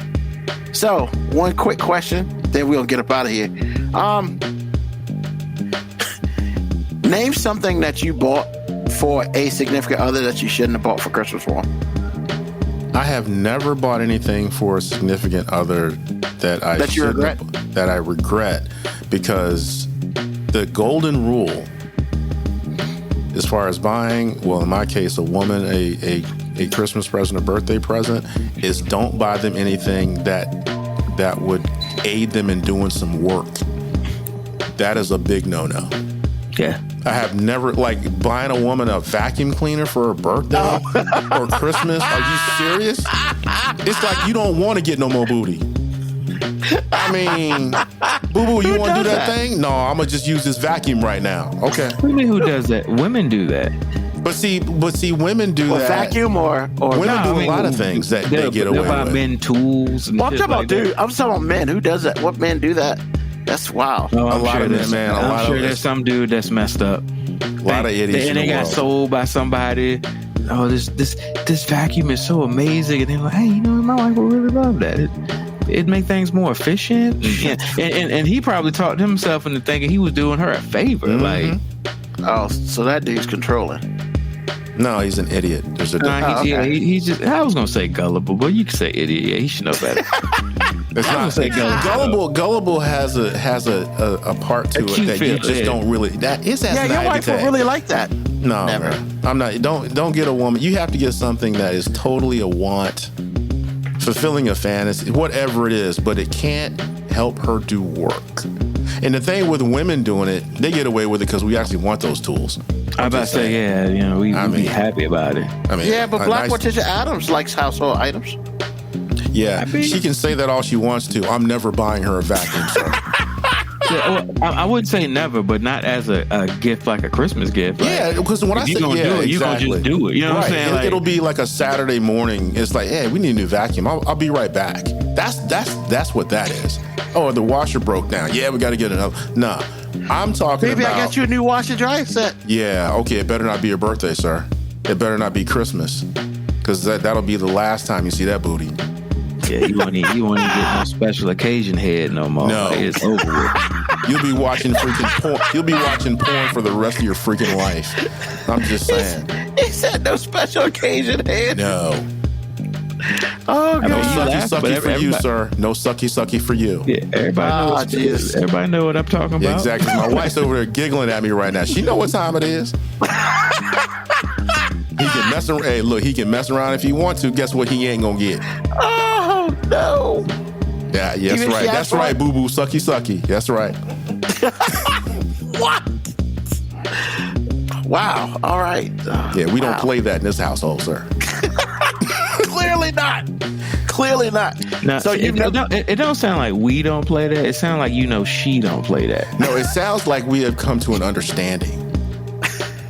I'm not stupid. And plus, my mom was really good at showing me what to do and what not to do.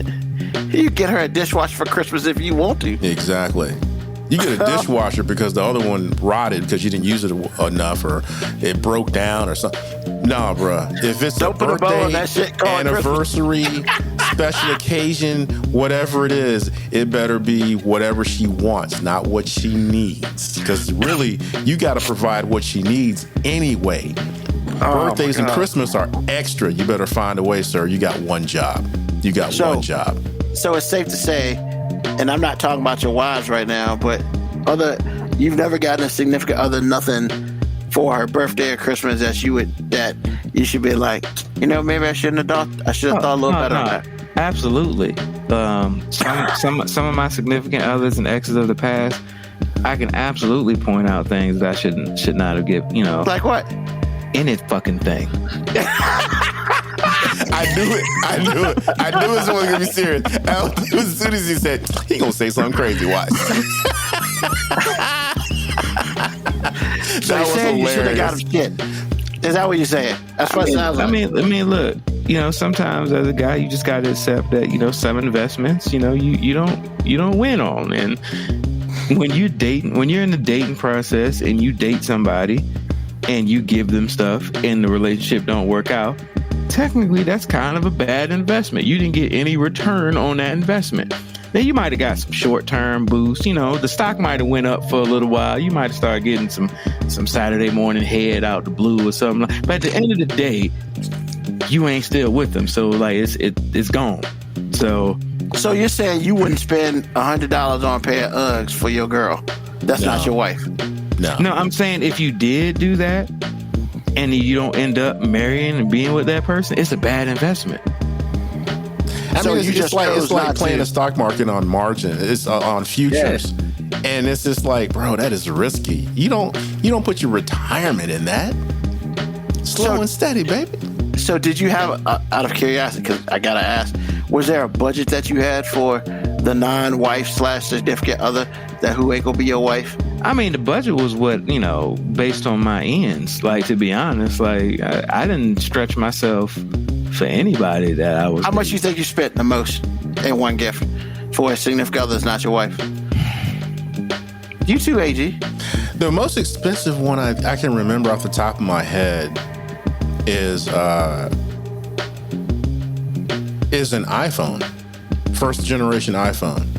You bought your girl a $500 iPhone? It was $800, and yes. It was $800 first. Oh, man. First. What the bro. Again, like I said, man, it's just clearly that investment went bad. Not really, but I mean, really, because when I think about it now at this age, honestly, I don't think any man should be out here buying women anything.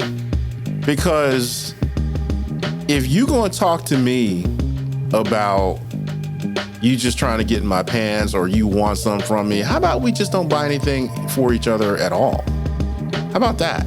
Now, this is stupid because that'll never fly. I do want to say that before I move on. But I'm just saying, what if men just stop buying women things that if you're not wife material, you don't deserve my money. Just like if you're not, marriage material, why you all up in my panties? How come one is fair and the other one is not? Because again, if you never sleep with a woman and she doesn't end up being your wife, that has little to do with how much money you'll spend on her. In fact, it has nothing to do with how much money you'll spend on her. Now, if she ends up being your wife, like Moby said, you got a return on your investment. But dating is expensive and it's only one way. Like I said before, you dating a church girl and she's devout and she is not trying to give it up or whatever, it doesn't mean y'all ain't going to Olive Garden on your dime.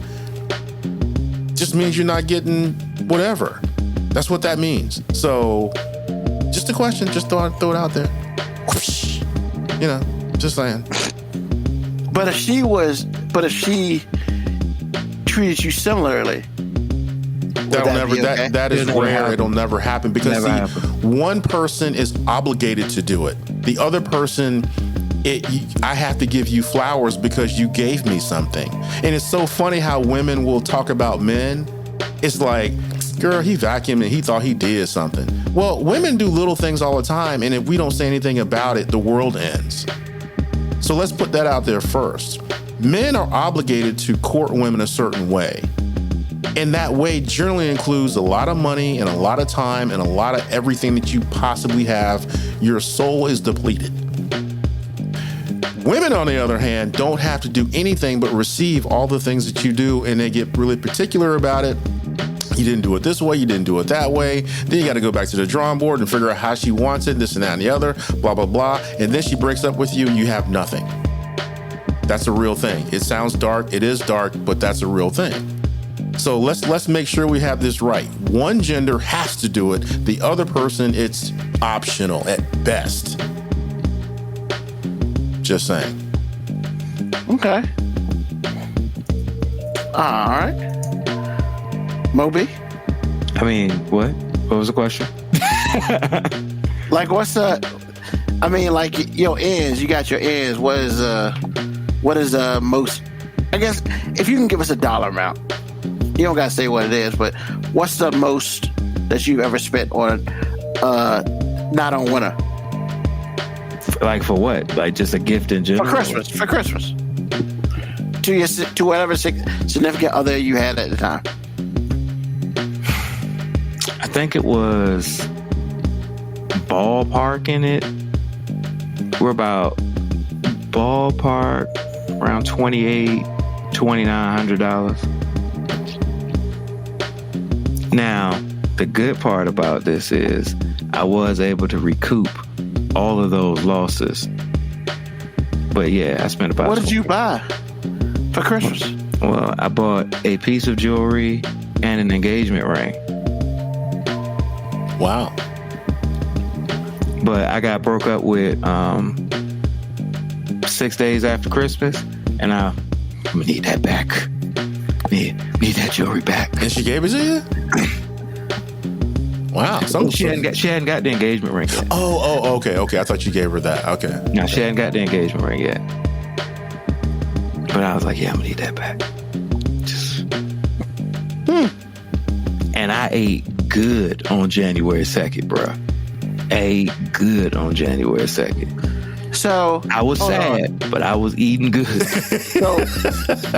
So what, you were gonna do it on like New Year's or something? I hadn't really decided when I was gonna do it yet, but I decided I was gonna do it. And then she was like, "You ain't shit." Nah, it won't like that. It won't a "you ain't shit" speech. We still good. It's not you, it's me. We still good to this day. Well, I mean, technically, when you break up with somebody, it ain't you, it's them. Obviously, they ain't what you want. So, I mean, that's not an inaccurate statement. But nah, we were still good. Like, this wasn't a shit on that person's story. It was just what it is. That's what happened. He was just telling you the dollar amount, but there's a context to it. So, okay. And in those days, bruh, that was a lot of goddamn money. I mean, now that's a lot of money. But in those days, it's even more money. That was all of the money. That wasn't a lot. That was all the money. Does she know that you were going to propose to her? To this day? I mean, if she listens to this podcast, I guess she'll know. She knows now. Wow. So that's the first engagement you'd ever purchased? Yeah, I've only done two. Only purchased two. Nice. Wow. I didn't know that. I mean, I didn't publicize it. I didn't publicize it twofold. One, because like that ain't really something to publicize, and two, honestly, it wasn't like it was a bad breakup or anything. It wasn't like it was a you ain't shit breakup. It was like, hey, this ain't working for one side. And I was like, oh shit. I thought it was working on my end. I guess you know what I'm saying? I guess we weren't on the same page there. I mean, you feel like you avoided a bullet? A bullet? Nah. But in retrospect, I feel like it was exactly what was supposed to happen because I don't perceive us having to work. I mean, maybe it would have worked, but the years after that, I wouldn't say I changed, but like I grew. And I don't know if that same growth would have happened A, without that experience, and then B, like with her.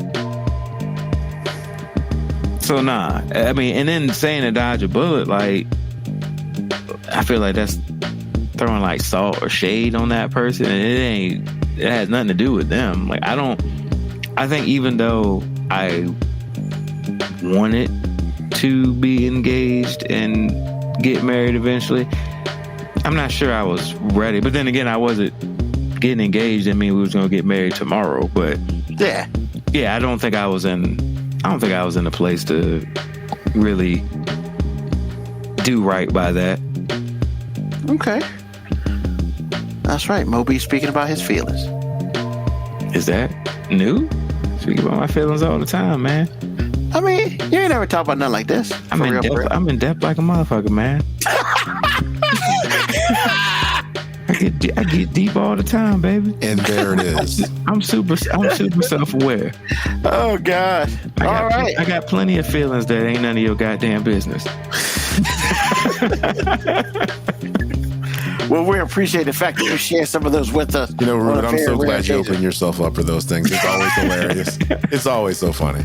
Hey, man, you know, it's one of those things where sometimes you got to throw up the alley and hope it gets dunked on. Yeah, it always happens. How much have you spent? Like, how much of your bread did you spend?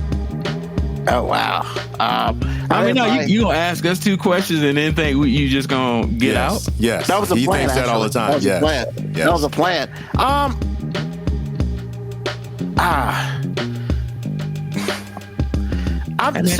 Just share, man. Ain't tricking if you got it. That's what the song says. I ain't got it. I ain't never had it. So no, I mean, I'm not a big Christmas person, and I don't know why. I'm not. Really? Shut up. However, I've purchased jewelry before, for a past significant other. That's probably, as far as that. I mean, I don't remember how much it was because it's been a minute. But yeah, I mean, I bought jewelry before, but I've only purchased jewelry for one person. But yeah, just because I'm not a jewelry, like I don't wear jewelry, and I suck at choosing jewelry. I'm just not good at it. So, lack of experience, probably. I'm sure there's some woman out there right now saying practice makes perfect. I was thinking the same thing.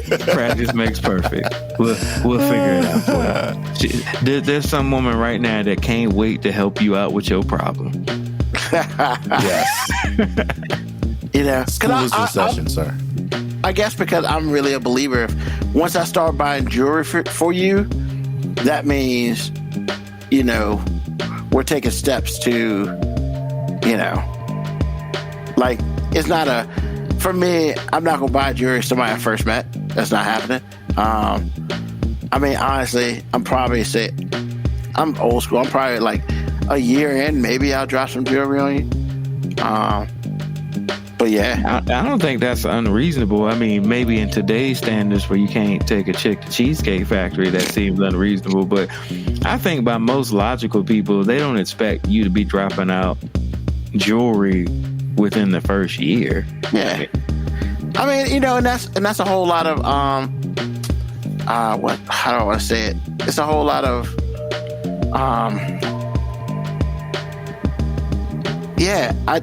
I'm not a good gift purchaser for people. I'm not good at it. So I mean, how you gonna judge if you good at giving gifts? Ain't it the other person's responsibility to judge whether the gift was good or not?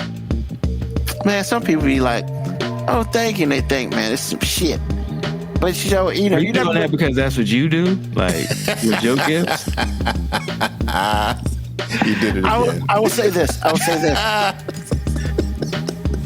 I have been known to do that before, mentally. Thanks. I mean, and that's crazy because you're not even a dad yet. Like, you're not even a dad or a husband yet. Like, I feel like you shouldn't get to the point where you like are mentally like questioning your gifts until you become like a dad, or because like dads get like the universal gifts. Now you get a tie, some socks, a random thing that you're never gonna wear or use, and then when you have little kids, like they do the cute things where they make gifts for you with art stuff, and you gotta act like it's the greatest thing. Oh my God, you put your handprint on a piece of canvas. This is the greatest thing ever. Because it actually is. I still have all those things that Kira and Cadence gave me too, and I keep them even though I'm joking about it. Like, those things did mean the world to me. But realistically, those are shitty ass gifts. Like, you're so wrong. I'm just saying, when you get the ugly ass tie and the socks, those are shitty gifts, but you gotta be like, this is great. Thank you. Because as a guy that created the whole idea, it's the thought that counts.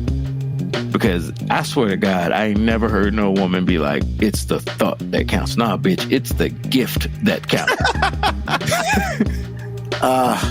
Thank you for the intro, Moby, yet again. Yeah, I mean, That is hilarious. Yeah, man. Like, I'm just at this point in time, man. I'm as far as giving gifts, like, I got nieces and nephews and grandnieces and grandnephews, but they're still, some of them are still young, so they'll probably get a stuffed animal, like, because when you're 1 or 2, I mean, just get in boxes. They like to play in boxes anyway. see, I ain't about to do all that. That's trifling.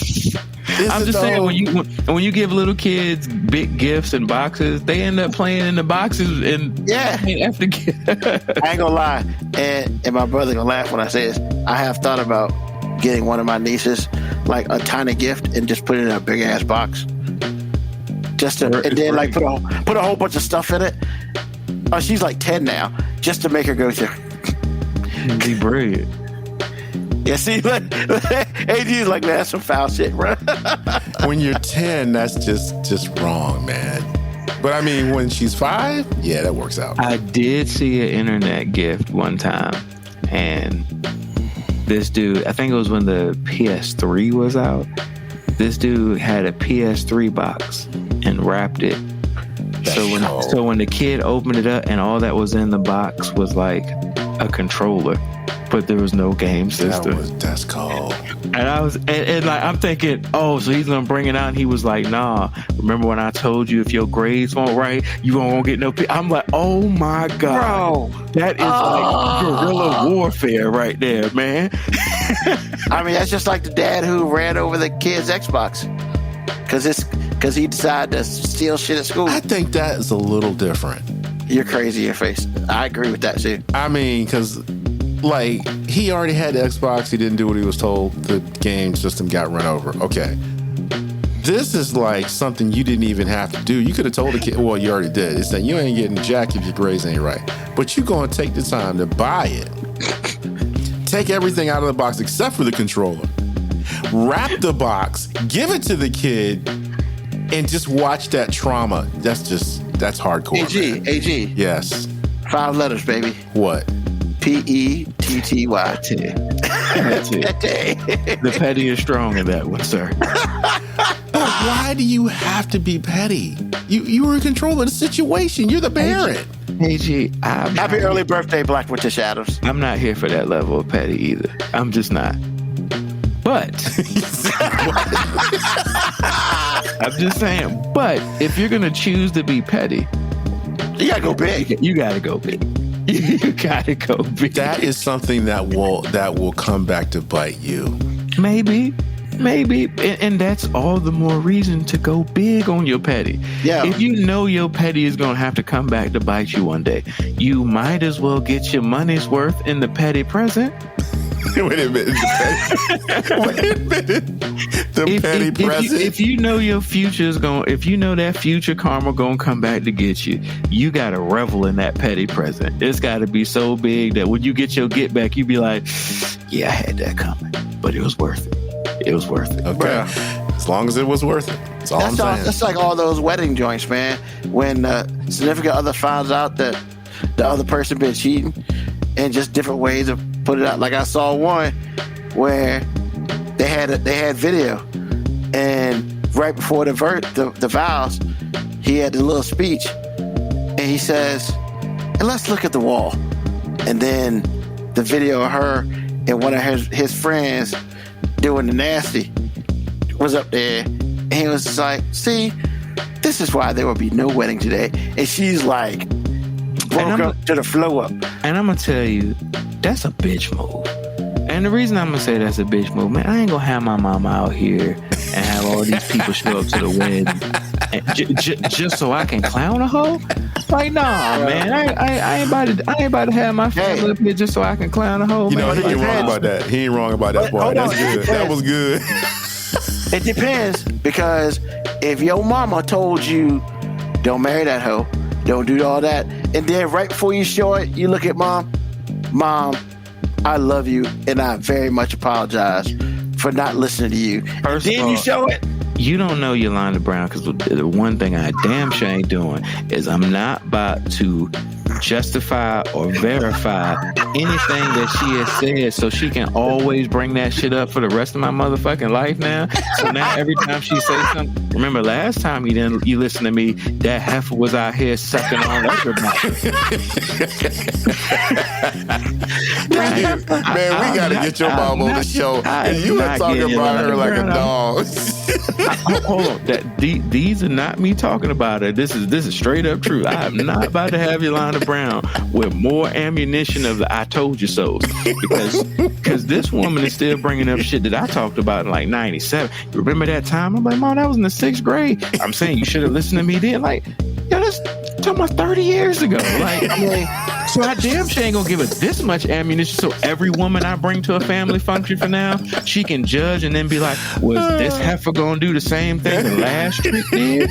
Like, no, man. I like where he was like, AG, she still talks about Tina, bro. You know what? That blew my mind last week. That blew my mind last week. I don't even know who Tina is. I ain't never heard of Tina. And the thing was, it's high school. It took Mo B being married to Winter for her to stop doing it publicly, but she still did it on the slide. I was like, gotta love the petty, man. Gotta love the petty. Has she asked about Tina this week? Nah, she don't bring Tina up like that. Well, you told us that. No, I said there was a long stretch of time where it didn't matter who I brought around, she would still bring up Tina. Oh, but you said it stopped when you got married to Winter, though, right? It did. But it stopped publicly. It didn't stop though, for real, right? It wasn't just Tina, because she'll bring up other people. Like, she'll bring up Ashley. I don't mind saying the name. Tina, she'll bring Ashley, up Ashley. Like, I find out when Ashley has life events going on in her life from my mom. My mom would be like, "Oh, did you know Ashley was pregnant again?" Actually, I did not. Thank you for informing me. Oh, Ashley got married? Oh, for real? I didn't know that either. And you don't talk to Ashley no more? I'm like, yo, I do talk to Ashley from time to time, but it be the hey, I ain't seen you conversations, or the once a year joint. Not even that. We or something funny will come up, and we do the meme conversation where you see a funny clip, you send the funny clip, ha ha ha, thought about you, remember that time, boom, and we done. But we don't get into the deep. We both married with kids. Most of our deep conversation comes from, damn, we old as fuck.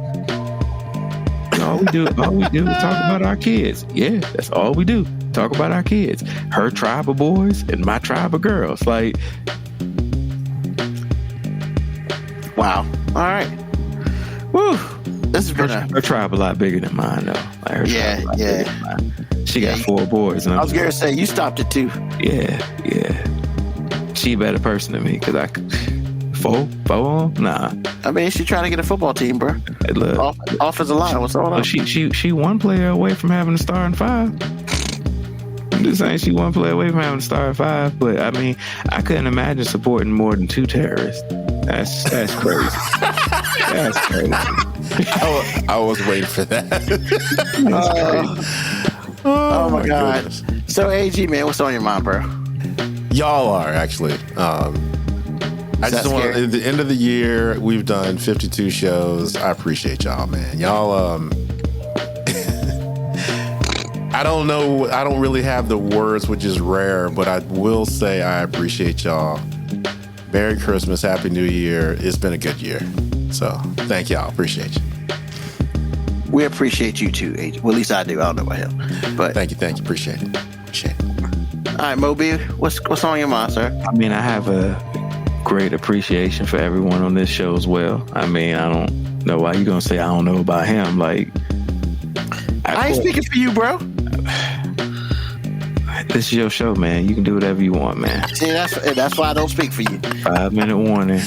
It doesn't say whatever. That is not the title. You're the worst. You want to make that the title so bad, but it ain't the title. I mean, look, when I go to Spotify, it says 5-minute warning. Ruben L. Brown. I mean, It does say that. It does say that. He is not wrong. It does say that. You know what? Now I'm gonna put both of you out there so I can. I'm good. I'm good. I love this role. I ain't got no responsibility. I can say a whole bunch of reckless shit, and they mad at Ruben L. Brown, man. They mad at Moby out. That's fine. It ain't my podcast. I'm just a featured artist, baby. Like, I just slid on this track, dropped the 16, and left. Like that's this dude here. Nah, I mean, what's on my mind is like I'm not gonna be humble for a second. Like, I appreciate the fact that y'all let me come up here and just say whatever the fuck I want to say with no negative repercussions that I know about. I mean, I'm sure somebody one day is gonna pull these things out and use some of my words against me, and those terrorists probably live with me, and I'm just gonna be like, hey, it was a different time. You know what I'm saying? I'm a white people that thing. It was a different time. You gotta understand, times were different then. Like, you know, back in the day, you could call your kids terrorists. Hi, this is CPS. I've been told that you're emotionally scarring your children. We need to come in and check out the place. Well, first of all, this says it's for mature audiences. So if them little terrorists are listening, that's their fault. He's not wrong. They were warned. Yeah, it's their fault. Hey. But no, man, it was a good year, man. Christmas. God, I can't believe Christmas is next week. This year. I mean, you got a Christmas tree right behind you. Right. Yeah, I know, but time moved downhill, man. Like, I feel like every year gets shorter. Hell, I feel like the days are shorter. I feel like the sun go down earlier now. It'd be like 4 o'clock, and I'm like, damn, it's already getting dark. The fuck, man? It's time for me to be done with work. I mean, yeah, I wish I could say that too. The But signs of getting old. yeah, man, like now it'd be like 9 o'clock at night, and I'd be yawning. Like, man, it's kind of getting late. I'll be wanting to watch NBA basketball games. They'd be like, yeah, the game starts at 11:30. I guess I won't be watching that one. What game you watch that start at 11:30? All the West Coast games on TNT. They usually start at 10 or 10:30. I mean, 10, 11:30 is all the same because you sleep. All that shit run together, baby. I wake up in the middle of the night, be the fourth quarter, be 1:30 in the morning. I'm like, well, I guess it was a good game. I guess I see them highlights tomorrow. Nope. I don't know what any NBA team looks like no more, man. I just know a couple highlights. And most of the young dudes have the same hairstyle, which kind of makes it confusing to watch because they kind of all look the same. Yeah, I'm sounding old. That's why you sound so like an old man right now. Look, Jesus. Fuck it, I ain't lying. Just because I sound old don't mean I'm lying. But yeah, that's all that's on my mind, man. It's a good year, and I'm gonna enjoy these 2 weeks off. I know Ruben's going to be miserable during these 2 weeks, but yeah, we're going to have 2 Sundays. Bro, don't act like that. Every Sunday we don't have a show, you probably be hugged up, depressed. You probably have your microphone on, talking for no reason. Definitely not. Definitely not. Now. Probably look at the mirror before you go to bed on Sunday night. And as always, peace, deuces, hair grease. That is so horrible. Peace, deuces, and hair grease. And then you say it all out of order. I was assuming Well, he doesn't even say hair grease. I assume you in the bathroom giving your nightly routine, because that's what I always assume you get your call from. Like, not at all. Peace, deuces, and hair grease. I don't tell myself peace. What kind of shit is that? Look in the mirror. Oh, man.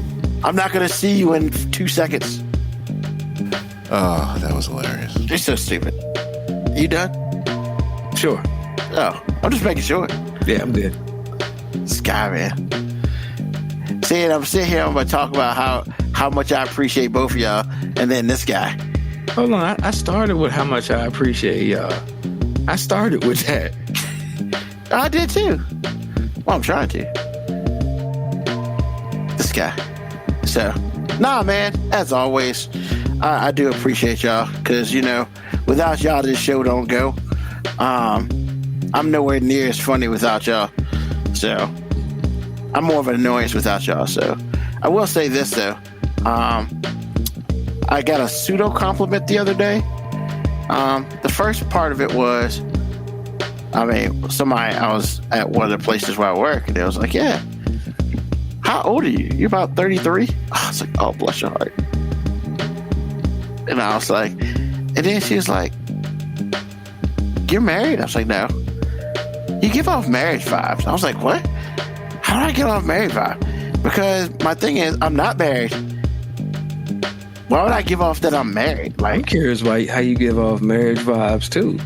So then the person was like, well, this is how I tell you how the world is crazy. Well, because, you know, when you come in and talk, you know, you're so nice and you don't really speak derogatory or anything like that. And I'm thinking to myself, damn, man, these kids have made a low bar in this world. Holy shit, that means I must not give up no marriage vibes. And I was just like, nah, I mean, I don't know if I appreciate that or not, but no, I'm not married, not even close. Like, it's like, oh, you know, blah, blah, blah. And I guess the other part, I think she really wanted to say, she's like, well, you don't try to hit on me. And I'm just like, I was about to say, like, I think the only way this younger generation feels like you truly give off marriage vibes. So you've been talking to me a long time and you ain't tried to proactively put your dick in me. yeah. And I mean, you must be married. She's married. And I'm just kind of like, you know, I was like, yeah, no, I don't be just randomly put my dick in women. Not randomly anyway. Now, whatever. But yeah, I you know, I was kind of taken aback a little bit by it. But hey, you know, so I got to fix that problem. Because if I give off marriage vibes, that could be a reason why I'm still single. I just don't understand that. But I mean, hold on. Do you hug her? Have you ever hugged her? No. Has she ever seen you hug somebody? I mean, the side hug. See, that's why you give off marriage vibes. You out here giving hoes dick-free hugs. Like, that's a key indicator that you are married. Hey, man, it's like this, man. Because I'm a professional with that. Like, the whole midsection. Way over here. Like, way over here. Like, because when they coming in, I turn side. Because I turn to the side. What's not going to happen, there cameras here. I ain't touching you. You know what? I mentally realize I do something. I always turn to the left. Like, I'm always trying to, like, even keep my wedding ring out of the hug. Like, nope. He out here Keanu Reeves in it. Hugging people without touching them. No, man, because it's like children, man. Because children be coming in full bore with no care. And it's just like, nah. I mean, yeah. I don't know. To me, it's whatever. But I thought about it. I was like, wow, whatever I'm doing, I got to fix this shit. Because if I'm getting off marriage vibes, this is completely... Don't fix too much, because sometimes women say that, and it's just because you give them a feeling of security and stable. Yeah, I was about to say, That's like, marriage vibes, kind of a good thing, too. So, well, she did say somebody else looks like a creeper. And I was just like, well, no, I don't act like that. So, because I never got hit on before until I put a wedding ring on. True story. I don't remember. I can't remember any time of a woman proactively approaching me till I put on a wedding ring. Well, I mean, I couldn't tell unless they actually said I'm hitting on you, I wouldn't be able to tell. Well, that's pretty much what it was. Somebody was that damn direct. I need that in my life. I need direct, because this whole dropping breadcrumb shit ain't worth it. I ain't got time to decipher. Getting old, bitch. So, but nah, man. Nah, I appreciate y'all. I appreciate people who listen, who take the time and deal with, us, because... All 2 hours of us. Yeah, this is crazy. But I figured it's the last one. Last show, man. Yeah. Last show of the year. Season finale. Season finale. It's not a season finale, goddamn. I figured AG wouldn't be too mad. Nah, because it's the last show of the season. I figured it would be something like this. But nah, man. But serious up, I appreciate everyone. I appreciate y'all too. I appreciate the people who listen to us, because as another podcast said, this podcast is pretty terrible, but we appreciate y'all listening. So, yeah, man. 2024, we still gonna do it. Probably the same way. Maybe some changes here and there, but if it ain't broke, let's keep going. So, Merry Christmas to everyone. Happy New Year to everyone. Once again, the next 2 Sundays, we will not be here, but feel free to go to our YouTube catalog or go to wherever you get a podcast, and you go ahead and listen to the old stuff. And if I'm correct, I was told that we might get some sort of gift by the end of the year. AG, is that correct? Yes, there will be. This episode will come out Thursday or Friday, but then there'll be 2 best of. So yes. Okay. 2? Well, the 2 for each week we're gone. Oh, shit. All right. So, and Moby left us already. So, he's like, I'm out this bitch. So, he's like, God damn it, shut up. It's time to go. But yeah, man, once again, I appreciate everybody. Have a good holiday season. We'll be back in 2024. And like always, peace, love, hair grease, soul, and deuces.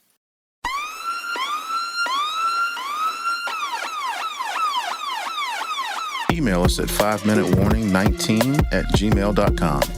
And also leave comments on Facebook and Twitch. Search 5 Minute Warning. Contact us on Twitter at AG_FMW podcast, at Nugman25, at FMW 2019. Contact us on Instagram, Moby 5 Minute Warning, AG_5 Minute Warning, Nugman25. You can listen to the podcast at Apple Podcast, Spotify, or wherever you get your podcast. Thank you for listening. This has been another episode of